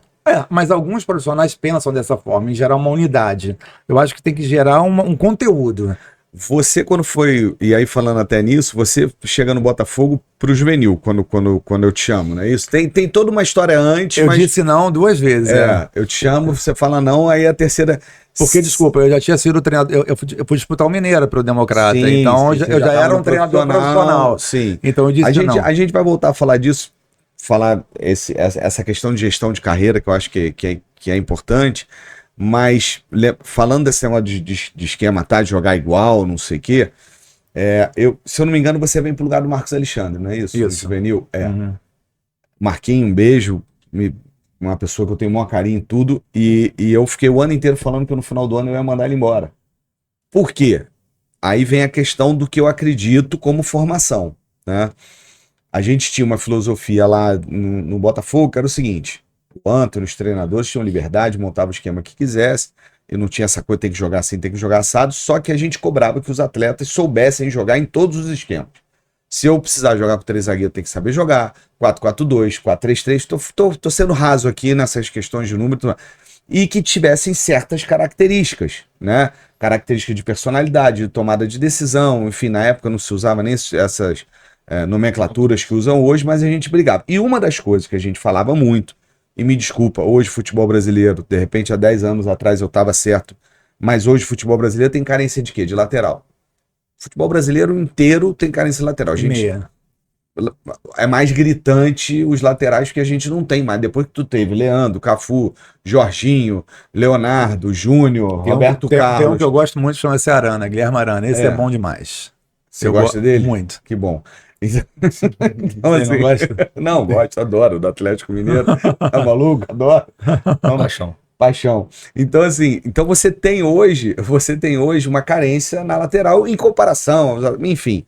E eu falava lá o seguinte: você vai jogar, e aí começa também a questão das viagens internacionais. A gente falava, você tem, sei lá, vou chutar aqui os 100 jogos no ano, o juvenil tem 100 jogos no ano. Desses 100 jogos, 20 são jogos de formação que eu chamava. O que é isso? São jogos contra os grandes clubes. Na época não tinha tanto Copa do Brasil, Campeonato Brasileiro. Jogo então, grande, né? Jogo grande, que você vai formar o atleta. E 80 jogos são jogos que você vai ter que se impor. Porque você vai jogar com times de menor expressão. Então, na verdade, você tem 80 jogos formando. A gente começa com as viagens internacionais, que na época era uma comissão para os 2 anos de categoria. Então a gente fala, vamos viajar no primeiro ano, o segundo ano joga aqui contra os menores, vamos dizer assim, e o primeiro ano vai lá ter uma experiência de jogar contra um Chelsea, contra um Atlético de Madrid, que você vai trazer mais jogos de formação para a carreira desse menino. Você está formando mais. E além disso, o que a gente falava lá? Gente, na minha opinião, e eu era o chefe, vamos dizer assim, jogar com 3 zagueiros você não forma lateral, né? Então eu falava, ó, vocês podem, a gente ganha um título no infantil no primeiro ano, no segundo tempo o treinador muda para 3 zagueiros e a gente ganha, vira o jogo. 0 de problema. Agora, você não pode pegar esses 80 jogos e jogar com 3 zagueiros. Não tem a menor cabimento isso. Você vai jogar no momento de formação que você tem que formar lateral. Aí o Marcos Alexandre fala, Marquinhos, você tá jogando com 3 zagueiros. Não tô. Tá, não tô. Aí pegava os vídeos, a gente filmava, tinha aquela discussão. Aí ele me arruma um volante baixinho, e aí ele enfiava o volante no meio dos zagueiros, os zagueiros abriam, mas como ele era baixo, ele dizia que aquilo era o volante. E ele ia pro esquema de 3 zagueiros. Eu falei, Marquinhos, no final do ano eu vou te mandar embora. Porque eu não quero que você jogue desse jeito, porque você não tá formando lateral. Eu preciso formar lateral pro profissional. Isso era uma das poucas coisas que a gente meio que impôs. No final do ano eu mandei e trouxe o Anthony. Por que eu tô falando isso? Por essa questão, tem que jogar todo mundo igual? Não, não tem. Mas tem algumas questões que você tem que fazer com que os treinadores entendam o processo do clube. Treinador aceitando ou não, por isso que você faz entrevista antes. Mas tem um processo que eu acho que o clube tem que orientar o que ele quer. Se ele quer que forme lateral, você não pode jogar com 3 zagueiros. Tô errado? Não, eu jogava diferente do Duda e jogava diferente do Jair. Sim, sim. Eu jogava mais num 4-4-2, com 4-2-4, sempre com 2 meias. Eles jogavam mais com uma linha de 3. Jogadores invertidos de perna. Só se usa isso hoje, né? Hoje em dia só se usa isso. Desde sempre, eu sempre gostei muito disso. Acho que é um pouco do conceito do futsal, né? Trabalhar com os pés invertidos, não é o tempo todo, mas eram meias invertidas ou os pontas invertidas, enfim. Mas o Duda jogava diferente. Eu ficava louco, reclamava. O Duda jogava mais num 2-3-1 e o Jair também, um atacante de referência. Eu jogava geralmente com 2 atacantes e tal. Mas nunca fui cobrado em relação a isso e achava o meu time, um dos grandes times que eu tive foi aquele time juvenil juniores ali. Pra mim era um timaço, que eu tinha um Alano, que era um meia espetacular, tinha um volante, time de muita qualidade técnica, assim, sabe? Se impondo, jogando num 4-4-2, formando meias, formando os laterais, formando zagueiros que construíam. Sim, sim. Hoje, eu sempre acreditei no zagueiro construtor. E hoje é fundamental. Só se fala isso, zagueiro construtor, zagueiro conquistou. Ontem teve um, né? O Lianco foi nosso lá no Botafogo também. E saiu cedo, mas desenvolveu alguma coisa no próprio Botafogo. Zagueiro construtor, lateral, meias, primeiro atacante, segundo atacante. Hoje praticamente não se tem segundo atacante, né? Porque jogando no 2-3-1, no 4-3-3 é um atacante só e pontas. Sim. O Brasil passou a formar muitos pontas externos ou extremos. Hoje os jogadores nossos que mais se destacam no exterior, que as pessoas falam, são os externos, extremos. Sim. Seja Rodrigo joga por dentro, mas Rodrigo, Vini Júnior, Rafinha, Antony, quem quer que seja, né? A gente esse cara do Atlético Mineiro agora, que tá lá fora no Atlético. O Savinho, todos pontas. Tanto que o Dorival tá trazendo agora o Rodrigo para jogar mais por dentro, porque ele percebe que existe uma carência daquele antigo terceiro, quarto homem de meia, aquele jogador cerebral, de muita qualidade técnica, o 10. Que é o Neymar? Não. O Neymar, tu acha que o Neymar Neymar para mim é segundo atacante. É. Neymar não é 10. O Brasil tem muita dificuldade de ter um 10. 10 hoje no Brasil é o Matheus Pereira no Cruzeiro, é um Veiga. Esses jogadores são 10. Não estou dizendo se eles são os favoritos para ocupar aquele espaço. Ou não, se, enfim. É aquele terceiro, quarto homem do meio campo que joga por dentro, pode jogar por fora, mas joga por dentro, achando passe, pisando na área. Aquele gringo que joga no Corinthians, que eu acho muito bom. dele. Isso, o Garro, o Almada. Os três. Garro, Almada e Arrascaeta são 3-10. Entendi. Eu acho que existe muito a falta desse jogador. Eu lembro que todas as minhas equipes eu prezava por esse jogador.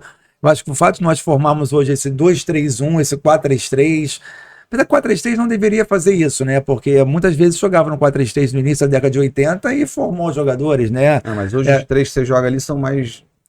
Não são muito de construção, são mais de contenção, enfim. Uma carência muito grande, o Brasil, uma carência muito grande na formação de laterais, mas também tem uma coisa ligada a scouter, né? Porque os europeus não gostam de laterais agudos, gostam de laterais construtores. Então, quando vai para lá, o lateral fica limitado a ser um mero passador, ou então sustentar na linha de 4, então ele não passa.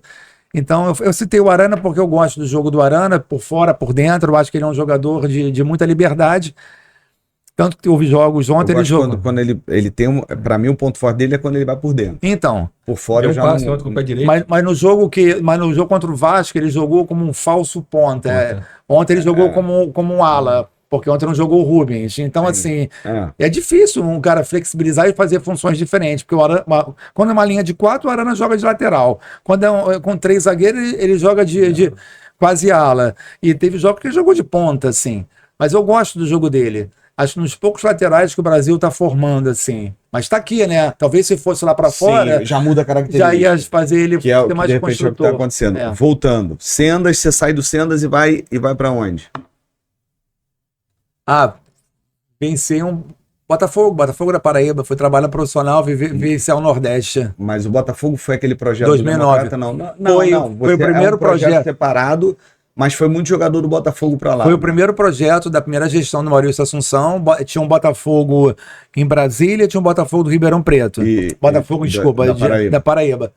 Que é um time que está há anos batendo na trave para subir para a Série B, né? Sim. Esse ano acabou em primeiro lugar na Série C. Eu fui emprestado para lá. Que baba. Quando tu foi para lá? Porra. Em que ano tu foi para lá? 2004.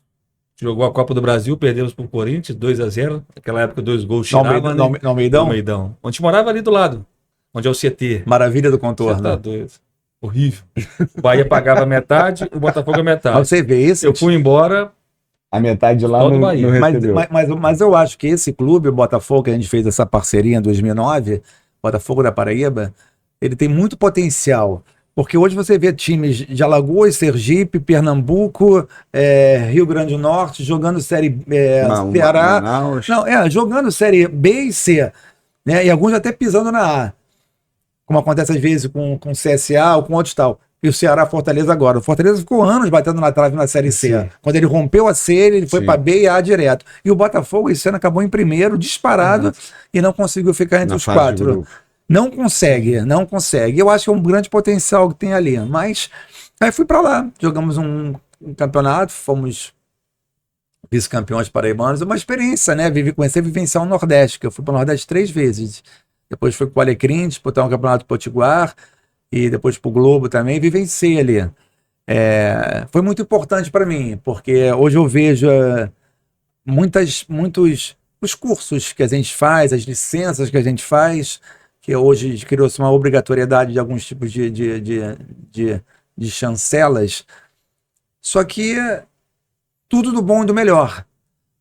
Mas muitas vezes você vai para alguns clubes onde tem oportunidade e você não tem o bom do melhor e você tem que desenvolver o seu trabalho. Às vezes não, né? A maioria das vezes. Porque se você colocar Série A e Série B, ok. Mas você pode cair num clube de Série C, de Série D, você pode cair num clube que não tem série nenhuma e é uma oportunidade que você tem para trabalhar. O universo de Série A e Série B já tem muita dificuldade, dependendo de clubes, né? Hoje em dia mudou muito, mas volto a repetir, há 10, 15 anos atrás, times grandes com muita dificuldade. Sim. Né?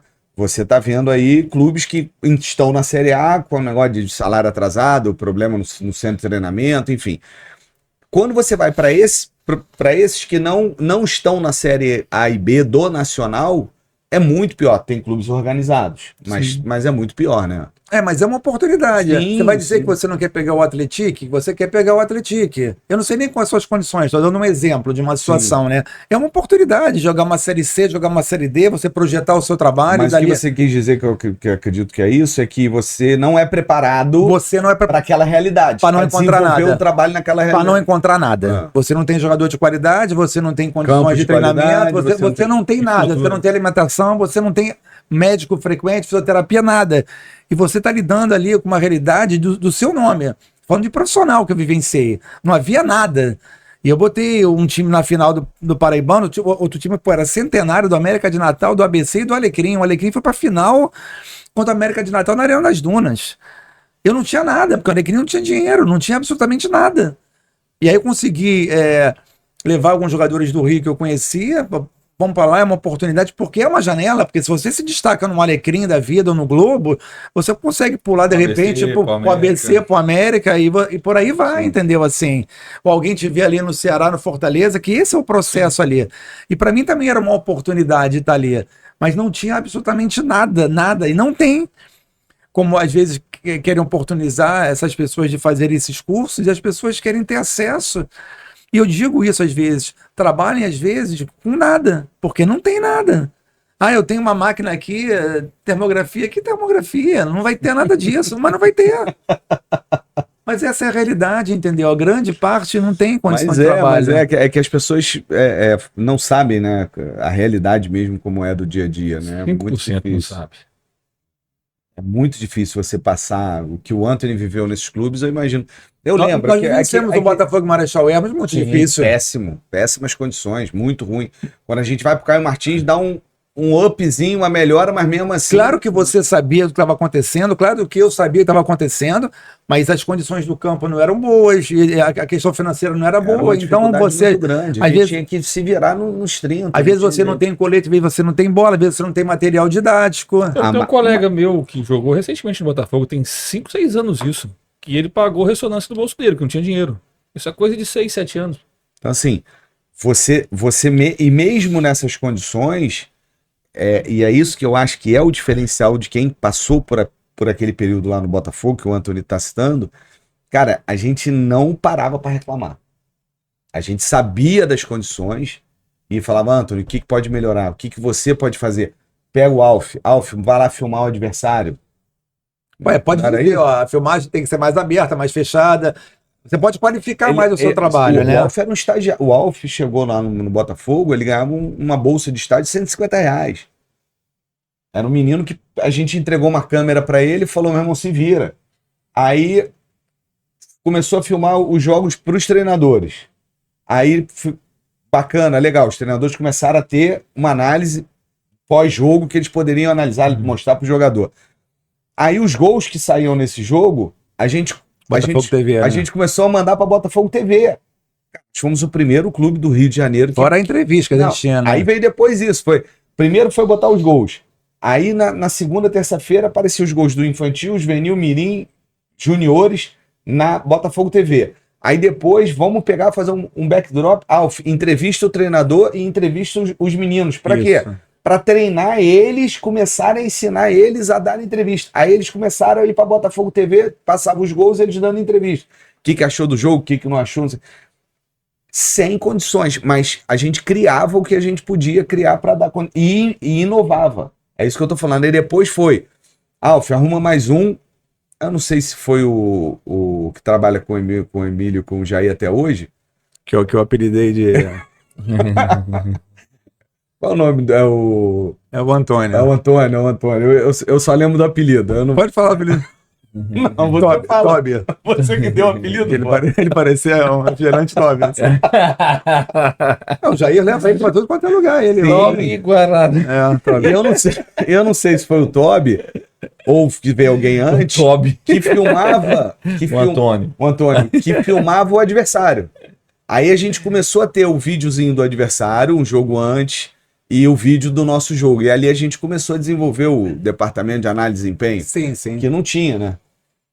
Tem muita informação hoje, né? Tem treinador que não usa essas informações todas. E falo mais, aí trazendo um pouco para nossa realidade, o papo tá tão bom, falar de futebol é bom, né? Que aí às vezes a gente até foge, mas diante dessas dificuldades, olha só, clube de alto rendimento e tudo mais, a gente começou a criar as viagens internacionais, a gente começou a criar, né? Dar condições para que a gente tivesse um departamento de análise de desempenho, estatística de arbitragem, entregar um vídeo para o treinador que ele pudesse ver o time dele como jogou. Havia um presidente muito presente. Um presidente muito presente. E aí, trazendo para essa realidade, é aquilo que você fala.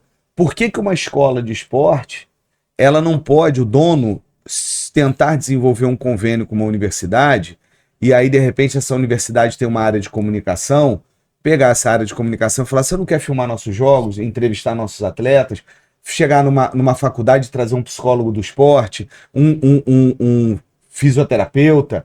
Por que não? É possível, sem investir. É aquilo que tu fala, é assinar a hora de estágio. Nós fizemos um projeto desse. Você falou aqui que quando você começou no futsal, porque você precisava de... Estágio curricular era uma disciplina. A gente falou isso aqui. Imagina você poder ter um Anthony começando na tua escola de esporte, né? Você falou o que você ia falar? Não, a gente fez isso. eu fiz um projeto, no Alecrim não tinha nada, mas nós tínhamos uma relação boa com o FRN, que é a Federal do Rio Grande do Norte. Tanto que eu não pude levar ninguém, meu salário era irrisório, eu fui sozinho, eu pedi para um conhecido que era o Luciano Alonso, era professor um carioca, que estava professor lotado na Federal do Rio Grande do Norte. Falei, me indica 3 profissionais para trabalhar comigo. Ele me indicou 3 profissionais novos, garotos. Eu fiz entrevista e eu aprovei um. O que eu acho que é bacana também, eu aprovei um. Ele hoje é o fisiologista do profissional do América de Natal, o Igor. Ele já rodou a Série B, Série C e tal. Eu fico muito feliz pela conquista que ele teve na carreira já. E nós apresentamos um projeto para o UFRN, exatamente como o Sidney falou. O nosso projeto era assim, trazer áreas das carreiras para trabalhar no Alecrim. Ou seja, vamos na medicina, quem pode fazer a residência ou fazer algum tipo de estágio no futebol, que tem desejo de trabalhar com ortopedia, enfim e tal. Vamos na parte da comunicação, algum jornalismo que queira fazer um processo de hoje em dia de Instagram, de desenvolvimento de rede social. Ou seja, nós buscamos fisioterapia, quem pode, até, obviamente, educação física, que havia um maior interesse e tal. Então, a ideia era, com esse projeto, nós entrarmos. E não deu certo, mas a ideia era exatamente essa, entendeu? Proporcionar às diferentes carreiras a possibilidade de entrar dentro do futebol e uma via de mão dupla, né? Ao mesmo tempo que nos ajudaria a formação deles também, né? Quem sabe seguiriam aquele caminho também. É porque eu falo sempre para poder eles trazerem algo diferente do que tem no mercado em relação à escola de esporte. Acabar com o básico de chegar lá, terça e quinta, R$150, ou segunda e quarta, R$120. Não. Chegar lá, imagina você levar o seu filho para uma academia do Galo, do Leão, do Botafogo Academy, ser recebido pelo gestor, óbvio, mas nós temos aqui um nutricionista, se quiser fazer uma avaliação, uma anamnese com o seu filho, temos aqui um psicólogo, qualquer coisa, está à sua disposição. Nós temos aqui um estagiário de fisioterapia, se machucar, tiver alguma lesão, pode consultá-lo. Isso a custo zero praticamente. Você faz a parceria com a faculdade, assina a hora-aula, você tem uma equipe profissional, olha a estrutura que você monta. Então trazer algo diferente novo. E você, além de estar formando, talvez, as crianças que podem vir a ser atletas ou não, mas formando o cidadão de amanhã, através do esporte, da educação, de estar formando futuros treinadores que estão ali, também formando esses psicólogos do esporte. Eles precisam dessa experiência, eles querem essa experiência. Você está oportunizando. Em troca disso, só assinar a aula. Claro. Não quero pagar, porque a maioria pensa no custo, né? Mas não vejo o benefício que pode trazer. Então tenta fazer essa parceria de custo zero e assinar a aula. Isso aí e monta uma tem que ter. Profissional, né? Eu não vou puxar os assuntos, tem uns assuntos com o Anthony aqui que essas passagens por esses clubes lá de menor investimento, vamos colocar assim, tem cada história.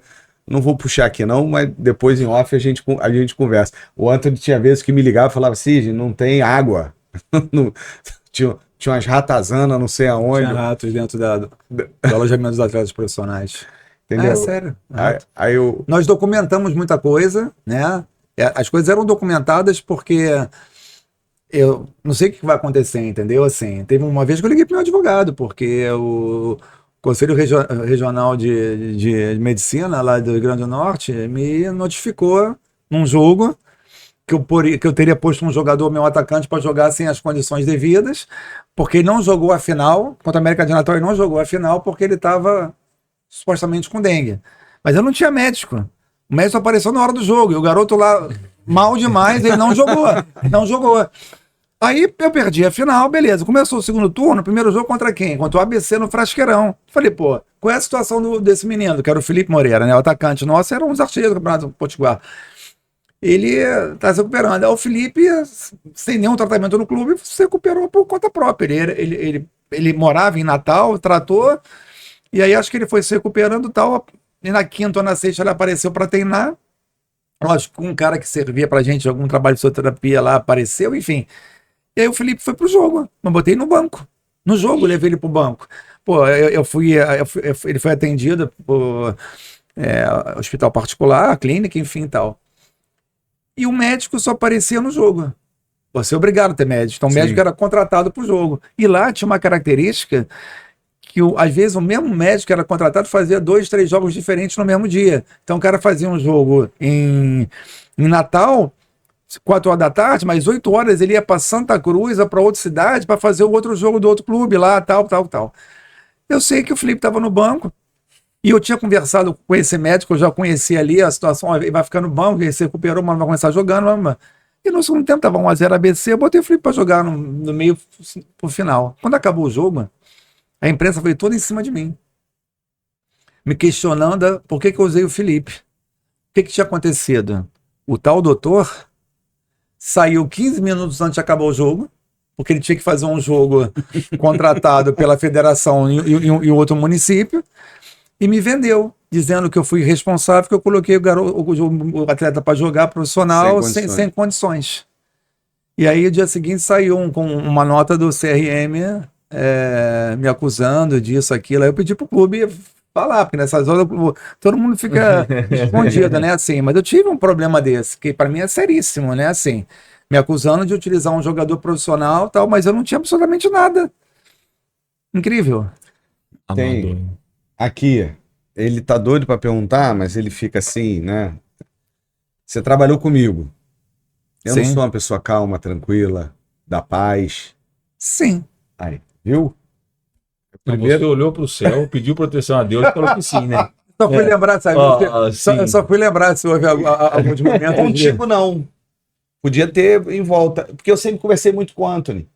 Pessoas inteligentes eu converso. Não, eu levantei um olhar pro céu para lembrar se havia alguma coisa tal. Não, de proteção. Lembro de coisas mais pesadas, agressivas. Eu lembro do nosso saudoso presidente, que durante os jogos era uma pessoa descontrolada, mas sabia o nome de todos os jogadores do Mirim, do infantil, juvenil e juniores. Ele chegava e falava, eu não sabia o nome dos moleques do Mirim, do infantil alguns, e o Maurício chegava e falava com todos os meninos. Oi, Joaquim, oi, Felipe. Qualquer voz no jogo das categorias de base é audível, é ouvido, porque são jogos relativamente vazios. Sim. E o Maurício gritava, Vitinho, GG, e berrava o nome dos jogadores, tal.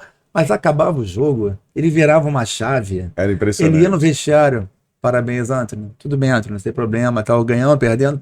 Assim. Mas durante o jogo ele era torcedor, não tinha como. Um descontrole, mano. Descontrole. E quando ele me olhava, a gente viu o jogo no mesmo lugar, e eu aqui, eu já conhecia, eu tô aqui e tô olhando pro campo, e tá ele gritando. Aí daqui a pouco ele respirava fundo. Aí ele virava, que eu sabia que ele tava me olhando, eu aqui olhando pra frente assim. Aí eu olhava pra ele, Aí tinha dias que ele falou, você não vai fazer nada? Eu falei, fazer o quê? Essa maluquice que tu tá fazendo aí? Ele ficava descontrolado, mas depois acabava o jogo, era impressionante. Sim, uma chave e muito presente, assim, né? Que era algo que eu não vivenciei muito. No Flamengo eu não vivenciava muito. Quando eu saí do Flamengo, o presidente talvez mal soubesse quem eu era, efetivamente. Já no Fluminense, o Orcade me recebeu, ou seja, houve uma diferenciação nesse processo todo, né? Cada clube com as suas particularidades e características, né? As coisas mudaram muito, né? Tudo se modificou, mas... Pra época era... foram coisas que foram me marcando. Eu fiquei tanto tempo num clube, eu saio e as pessoas não sabem direito quem sou eu. Algumas sabem, claro, mas chego em outro... É aquela coisa, estende o tapete vermelho e você é bem recebido, as pessoas trocam com você, conversam e tal. E futebol tem aquilo, né? Assim, na verdade, quando você tem uma necessidade de formar, mas você quer vencer também, né? E não precisa dizer que você não quer vencer. Claro que você quer vencer. Se você tiver resultados muito ruins, pode ter um trabalho muito bom, mas você vai te sustentar, vão te sustentar. Hoje, então, com essa visibilidade dos jogos todos, Isso a gente conversou com o João Marcos, o do Sub-14 do Vasco. Eu falei que as pessoas falam em formação, mas não tá nem aí para formação, eles querem ganhar no nível de alto rendimento, não do nosso nível de escola de esporte, mas igual ele lá no Vasco. Se ele não tiver resultado, mas eu vivenciei uma coisa. Eu trabalhei em escolas particulares até quando dava. Até recentemente eu estava no São Bento. São Bento talvez seja o principal colégio aqui do Rio de Janeiro. O Colégio São Bento sempre está em primeiro lugar no Enem, além de formar colégio que é integral. Eu trabalhava com as equipes de futsal do São Bento. Era um prazer que eu tinha. Até 2 anos atrás, 1 ano e pouco atrás, quando dava para conjugar. É um prazer que eu tinha, porque é um nível onde eles entendem tudo que você está propondo. Não vão ter a qualidade técnica dos jogadores de clubes de futebol de base de profissional, mas a relação de entendimento do jogo era maravilhosa. E nós jogávamos contra outros colégios tradicionais do Rio de Janeiro. E eu via muito desequilíbrio nesses professores todos. Eu olhava e dizia, pô, esse professor eu não conheço, esse eu não conheço, nunca vi eles nos álbuns de figurinhas de futebol de competição. São professores escolares e que foram colocados para serem treinadores daquelas equipes. E que, de repente, querem ter resultados com as equipes. Querem se realizar ali naquele momento. E um processo, assim, agressivo de cobrança, usando de palavrões, de pressão em atletas, em arbitragem. Eu falei, caramba, eu sou o mais rodado com competição e sou o mais equilibrado à beira da quadra, assim. Eu fui expulso uma vez na minha Botafogo nunca fui expulso, não, você não possa ficar desequilibrado, mas existe, você ali é referência, olhar para você e falar, cara, esse cara tá mais equilibrado, ele tem que passar as informações e tal. E eu dizia isso pros meus meninos de São Bento, eu falei, o Gil tá roubando, eu falei, não tá roubando, ele é fraco. Ou seja, não botava gasolina naquela fogueira e tal. E o que eu vivenciei uma vez contra um colégio, falando de educação e informação, e eu trabalhava com escolinhas na época do Sacré-Cœur, eu marquei, vou falar o colégio, marquei um jogo contra o Colégio Notre Dame. Eu falei, a minha escolinha tem um menino que usa óculos, o que não usa óculos, o alto, o baixo, o bom, o ruim, eu tenho de tudo. Então nosso interesse é que o jogo seja parelho, ou seja, que acabe 2-1, 3-2, 4-3 e tal. E aí o jogo acabou uns 6-7-1, tomei uma porrada, assim, e aquilo expõe a sua escolinha, expõe o trabalho de uma certa forma. Acabou o jogo, eu fui direto na coordenadora do Colégio Notre Dame, eu falei, fulano de tal, eu nunca mais marco o jogo contra você. Eu te pedi isso, um equilíbrio, e você não fez isso. Eu já trabalhava com competição, só que ali eu estava no ambiente escolar. Sim. Eu falei, eu não quero isso. Sim. Se vai se destacar demais, leva para um clube, pô. Sim. Eu tô aqui numa escolinha, né? Ou seja, o objetivo é técnico, mas é lúdico, é recreativo, é social, tem muitas outras valências importantes ali, valores importantes. E aí o mundo deu volta. Anos depois, eu era um dos coordenadores, eu coordeno e trabalho também na especialização de futebol da FRJ. O professor estava lá, era aluno, e eu ali. Aí me coçou falar sobre isso, sabe? Eu vi a figura ali, tendo aula comigo, e ele era não sei se era professor da escolinha também do colégio do Notre Dame ali. Eu falei, caramba, gente, que nível, os níveis de desequilíbrio de cobrança, e você vê isso também, as escolinhas com os responsáveis, com os pais. O que mais tem? Assim... Eu tive também recente uma amiga que me procurou, pô, meu filho, ele quer agarrar e não agarra bem, eu quero, poxa, que ele tenha uma aula particular, a João tá com 8, que aula particular, cara? O João não vai fazer aula particular, você está perguntando para mim, ele não vai fazer aula particular. Ah, mas o professor, eu falei, mas é muita história, o professor tem que estimular, tem que dar apoio para ele, mas ele não tem que fazer uma aula particular para isso, dessa forma, se deixa ele vivenciar essas coisas todas. Ah, mas o outro joga melhor, mas joga melhor, qual é o problema disso?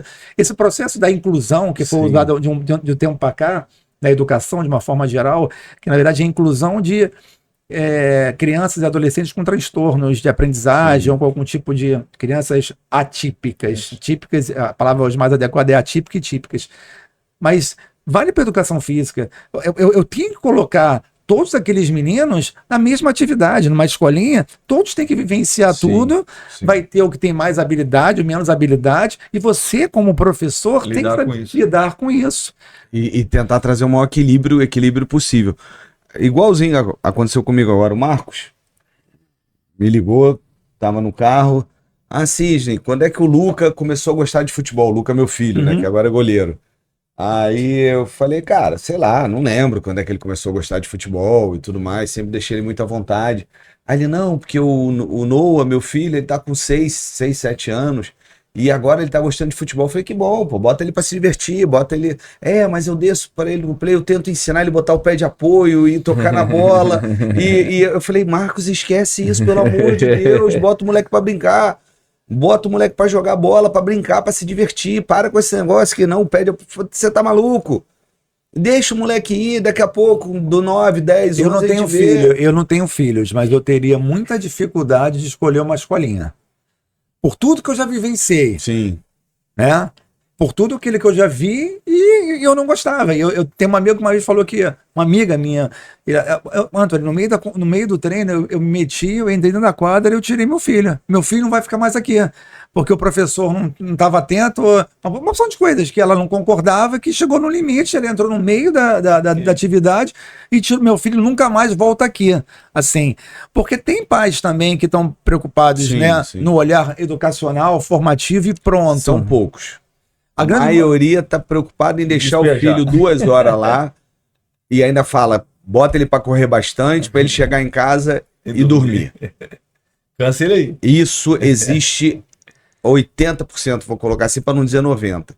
E aí entra o papel da licença hoje dentro E tem do a mercado. performance também, tem uns pais que querem a performance Sim. técnica do Sim, menino. que mas Jogar bem, jogar futsal bem com, não sei qual a idade que vocês começam, mas com 7, 8, 9, 10 anos, não é determinante para a inclusão dele no ambiente com amigos. Isso não existe. Por isso que aí, falando um pouquinho da licença agora, até que há muito tempo a gente não conversa, o objetivo hoje da licença como empresa é ela ser a maior empresa de educação esportiva do Brasil. O que é educar? Educar através do esporte.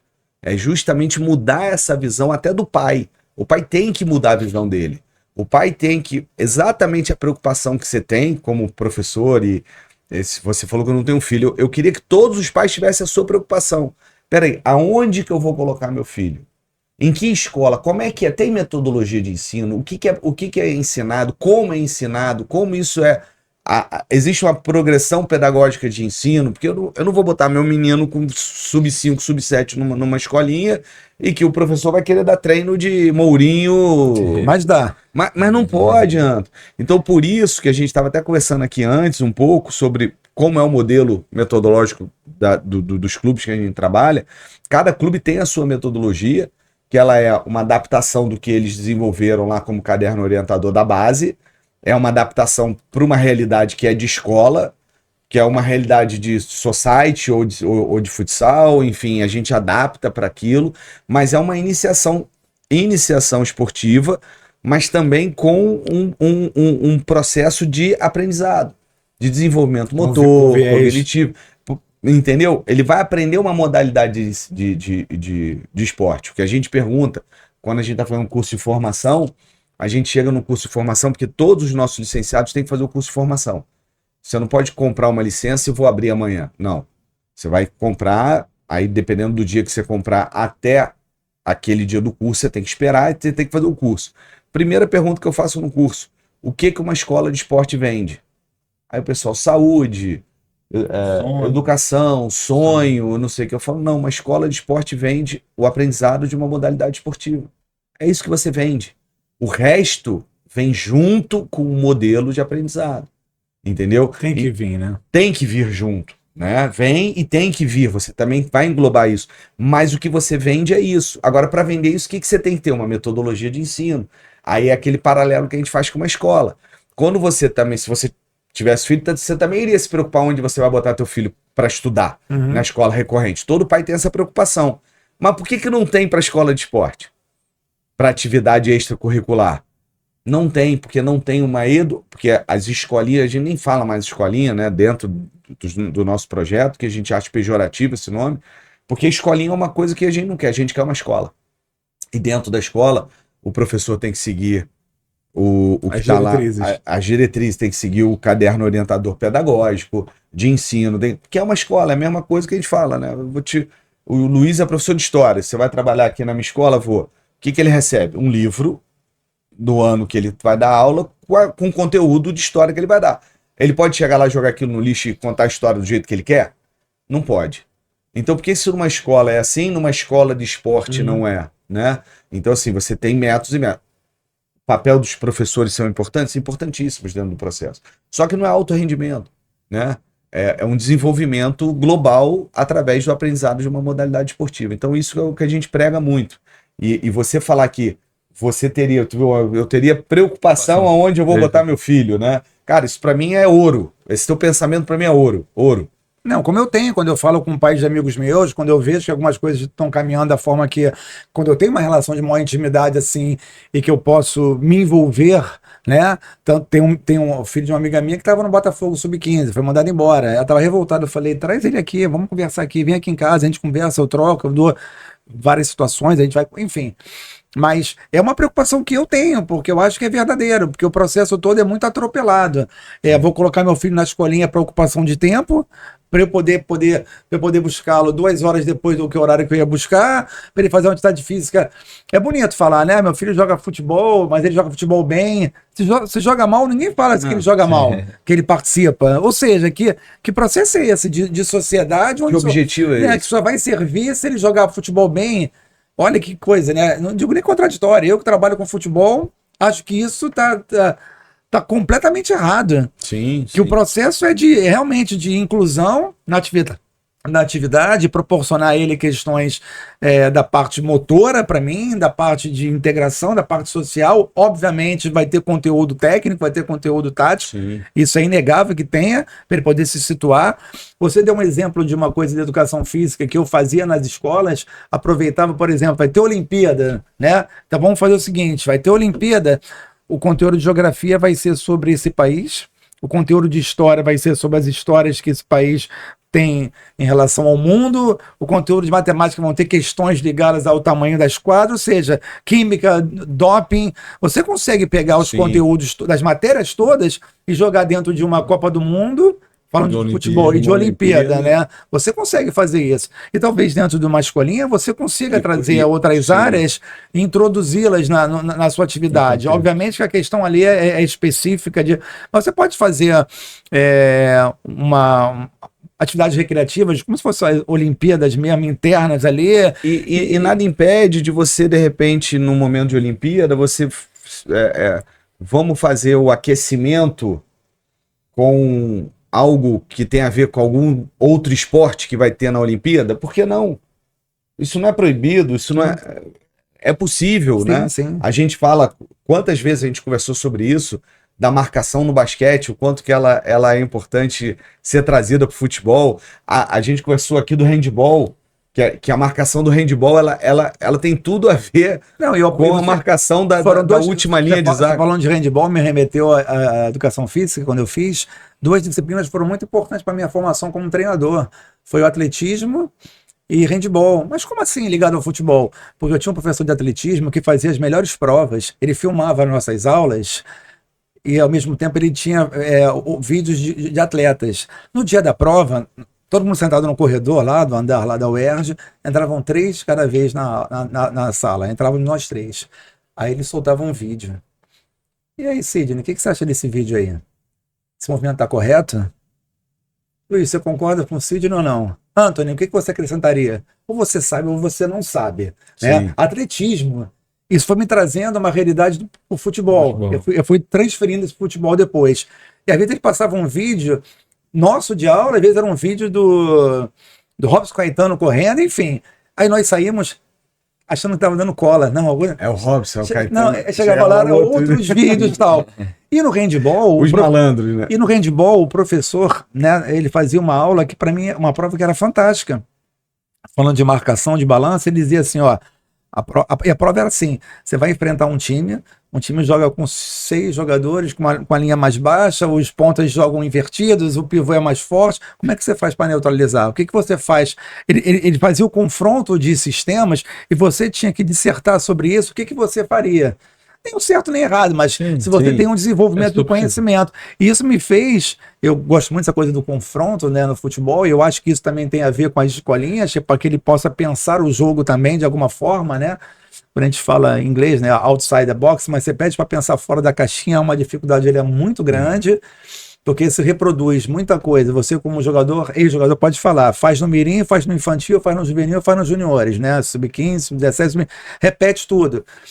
Beleza, eu tô ali programado para fazer aquilo. Só que tem momentos que você tem que pensar diferente. Como é que você pensa diferente se você não foi estimulado para isso efetivamente? Sim. Como é que você faz uma coisa diferente daquela que é pensada, que é pedida para você e que você às vezes não treina? Eu acho que esse processo do entendimento do jogo, que eu percebo, eu não conheço como é que funciona efetivamente a Europa, mas é muito claro que a gente vende a matéria-prima e depois a gente traz o produto manufaturado. A gente não consegue gerar o produto manufaturado aqui. A gente tem a matéria-prima, né? E eles conseguem adequar lá, porque eu acredito também tem uma outra coisa, né? A Europa, o Brasil é continental, e no continental todo mundo fala a mesma língua, é o mesmo país, e lá na Europa, que é do tamanho de um Brasil, você pula de país em país, você tem línguas diferentes, tudo diferente. Então existe um processo, o atleta vai ser poliglota, de formação, de educação, cognitivo, tem muitos clubes que treinam à noite, como agora acho que o Botafogo está treinando à noite, já acontece isso em Portugal há muitos anos, para que não atrapalhe efetivamente o estudo de manhã e à tarde do atleta. A Europa inteira, assim, até porque todo mundo estuda de 8 da manhã às 4 da tarde, esquece. Então, a gente chegou no Ajax, você não foi nessa viagem? Não. A gente chegou no Ajax, primeiro a gente foi no... Mais de 10 anos isso, hein, pra você ver, né? A gente foi no Real Madrid, primeiro, não me lembro, enfim. A gente foi num clube tipo Real Madrid, aí tinha 20 campos, 25 campos, um negócio assim absurdo. Aí a gente tava fazendo pesquisa do CT, pra construção do CT e tudo mais, tava visitando um monte de lugar. Porra, a gente vai ter que ter 25 campos lá no nosso CT. Eu falei, não, gente, porque aqui lá já era um campo para cada categoria de idade começava. E aqui as crianças saem todas às 4 da tarde, então todas as categorias têm que treinar no mesmo horário. A China que a gente foi eram 25 campos. Eram 25 campos. Aí tem que ter campo para todo mundo. Lá não, treina uma de manhã, uma tarde, dá para adaptar. Aí a gente foi no Ajax, tinha menos campo, mas tinha sala de aula pra caralho. Aí eu chamei lá o cara e falei, por que vocês têm menos campo, igual o outro clube que a gente foi, e muita sala de aula? Ele falou, não, porque aqui o inverno é muito rigoroso, então o ônibus passa recolhendo os jogadores das escolas para treinar mais cedo, porque senão fica muito noite e fica muito frio para expor eles ali. Então eles saem, fazem um treino mais cedo, aí eu tenho 2 períodos de treinamento, só que depois eu tenho que repor a aula que eles perderam na escola. Aí eu tenho que ter sala de aula, pagar o professor para ele vir aqui e dar a aula que tá faltando. É isso. E aqui no Brasil tu vai disputar a Copa Nike na época, que tinha que ter declaração que o filho estava matriculado, e o próprio pai falsificava a declaração, o moleque não estava nem estudando. Não, isso é um dado muito importante, né? Assim, o quanto é importante a assistente social, a psicologia, nesse processo todo de entendimento das equipes e talvez dentro de escolinhas também, para que você veja um rendimento escolar, não que ele vai jogar que seja aluno 10, não, mas você tem 3 situações que são muito claras para mim. Ele é matriculado, ele frequenta e ele estuda. Se for falar de futebol, eles são matriculados, porque dificilmente eles frequentam e dificilmente eles estudam. Primeiro, por falta de interesse, não só do aluno, do atleta, ou dos pais também, que já projetam uma situação de ascensão social muito cedo. E muitas vezes é horário, tem competições de manhã, competições à tarde, viajam. Como é que faz isso, entendeu? Exemplificando o Lomba que eu falei mais cedo. O Marcelo Lomba estava num colégio bom, quando ele foi crescendo no Flamengo, ele teve que sair daquele colégio. Não dava mais. Aquele colégio ficou incompatível. Ele foi fazer um colégio à noite, um supletivo, para poder sustentar uma carreira. Que bom que ele virou jogador. Mas e se não virasse? Se não virar. Muitos não viram, né? Assim, a grande parte deles não viram, e você vê essas pessoas todas, hoje, homens, né? Assim, não sabendo o que fazer da vida, ou ganhando salários irrisórios, Sim. arrastando isso até 30 e poucos Dublê anos, de 40 jogador, né? anos. Não, é maluco, é muita gente que não se formou em absolutamente nada, entendeu? Tu falou um negócio de confronto, de ideias e não sei o que. Tem uma passagem engraçada com um treinador que você conhece, enfim, trabalhou no Flamengo, trabalhou no Botafogo, e eu tava começando a ser treinador no Barra da Tijuca, né? Eu comecei lá no Barra a ser treinador, aí eu tinha aquela prancheta, né, de esquema tático e tudo, aí um dia a gente jogava uma pelada segunda-feira à noite, e depois da pelada, aí eu sentei com ele, a gente ia jogar OPG, eu era treinador do Sub-20, né, os juniores na época do Barra, ia jogar OPG contra o Flamengo na Gávea. E esse treinador estava trabalhando no Flamengo, nas categorias menores, mas estava lá, e aí a gente sentou assim, depois tomando a cerveja, botamos lá, aí eu botei o esquema tático, falei, pô, eu vi que o Flamengo joga assim, não sei o que, eu vou montar o time assim, aí montei lá, né, o que você acha? Aí ele... Não, e se o cara vier pra cá e fizer isso? Não, aí tem a sobra, tem o balanço aqui, não sei o quê. E se fizer isso? Aí no 10º e se, eu falei, meu irmão, aí vai cruzar na área, gol, 1-0, o Flamengo pega a porra da bola, bota no meio e sai de novo. Porra, cacete, eu tô perguntando só um negócio assim, meu irmão, aí vem os se o cara der 2 balão, 3 canetas, entrar na área, driblar todo mundo. 1-0, pega a bola, bota no meio e sai de novo. Porra, simples, porra. 1-0 os caras. Tô perdendo o jogo. Vou tomar de 15. Pô, pelo amor de Deus, cara. Fabrício, quanto tempo já tem, meu filho? Já? Recorde mundial. Não é? Já tem quase 2 horas? Caraca. Isso é bom, hein? Isso é bom. É bom, pô, é bom Boa. porque a gente fluiu aqui, nem, né, tirando o Luiz Fernando, que tá preocupado com o horário, quer ir embora, tem que pegar o Uber, a empresa paga o Uber pra ele ir pra casa. Mas sabia você disso? também, você deve ter atuado com atletas do seu lado, que você deve ter pensado, caramba, ele não entende o jogo, ele só faz o jogo, ele é mecânico, e agora o jogo tem uma outra situação. Aconteceu recentemente. Ele era esse atleta. Que não entendi Não, o jogo. a gente Aconteceu recentemente aí, eu não gosto. Quando é para citar de uma forma favorável, tudo bem. Quando não é, o tempo me mostrou que eu não tenho que falar das pessoas, mas recentemente teve um time que botou uma linha de 3 zagueiros, né? Jogando com uma linha de 4, botou um terceiro zagueiro para tentar segurar o resultado, não conseguiu, né? E aí eu pergunto para você, se treina 3 zagueiros, ou seja, falando profissional, então você trabalha com 2 zagueiros. É como se você fosse fazer uma cobrança numa prova qualquer de história de um conteúdo que você não deu. Sim. E, mas ele tem algum conhecimento, mas aquele conteúdo eu não avancei. Então, quando você faz um conteúdo de 2 zagueiros, eu tenho coberturas de lateral, coberturas de volante, ok. Quando eu tenho 3 zagueiros, modifica tudo. Mas eu não treino isso. Não, mas eu vou colocar no jogo porque é o que eu vou tentar. Mas intuitivamente, isso hoje é uma ferramenta minha muito de estudo isso. Intuitivamente, você durante 5, 8 minutos, você consegue sustentar alguma coisa, mas durante muito tempo, 30 minutos, 40 minutos, você pedir que o cara repita, o cara faça comportamentos defensivos ou ofensivos que você não treinou, mas que o jogo poderia pedir isso, como é que você vai querer que o cara faça isso se você não treinou efetivamente? a gente tinha na base no Bahia, na época, era o Marcelo Chamusca o treinador. A gente ganhou tudo. Era uma base muito boa. Dali saiu o Daniel Alves, Cícero, eu, Wesley. Peraí. Márcio Saiu- Goleiro, não, saiu que Daniel- batia a falta. Sim. Saiu Márcio Márcio. Goleiro, Daniel Alves, Cícero e quem? Eu. Tá, eu. Não, a gente tinha uma turma boa. E o Você é Marcelo, canhoto? destro. De treinador que eu já trabalhei, o Chamusca é disparado o melhor. Os conceitos que ele levou pra gente lá atrás hoje são aplicados. Eu sou encantado com ele, tem algumas coisas que eu pondero, mas enfim. Mas sobre campo, eu nunca vi igual. Ele era sensacional. A gente nunca repetiu o treino, era tudo específico aquilo que ele queria pro jogo, enfim. Sensacional. E a gente ganhou tudo, né? O Bobô era o diretor da base. Foi quando o Bahia começou a reformulação na base. Aí foi rebaixado profissional, enfim. Mas na base a gente ganhou tudo. E revelou muita gente.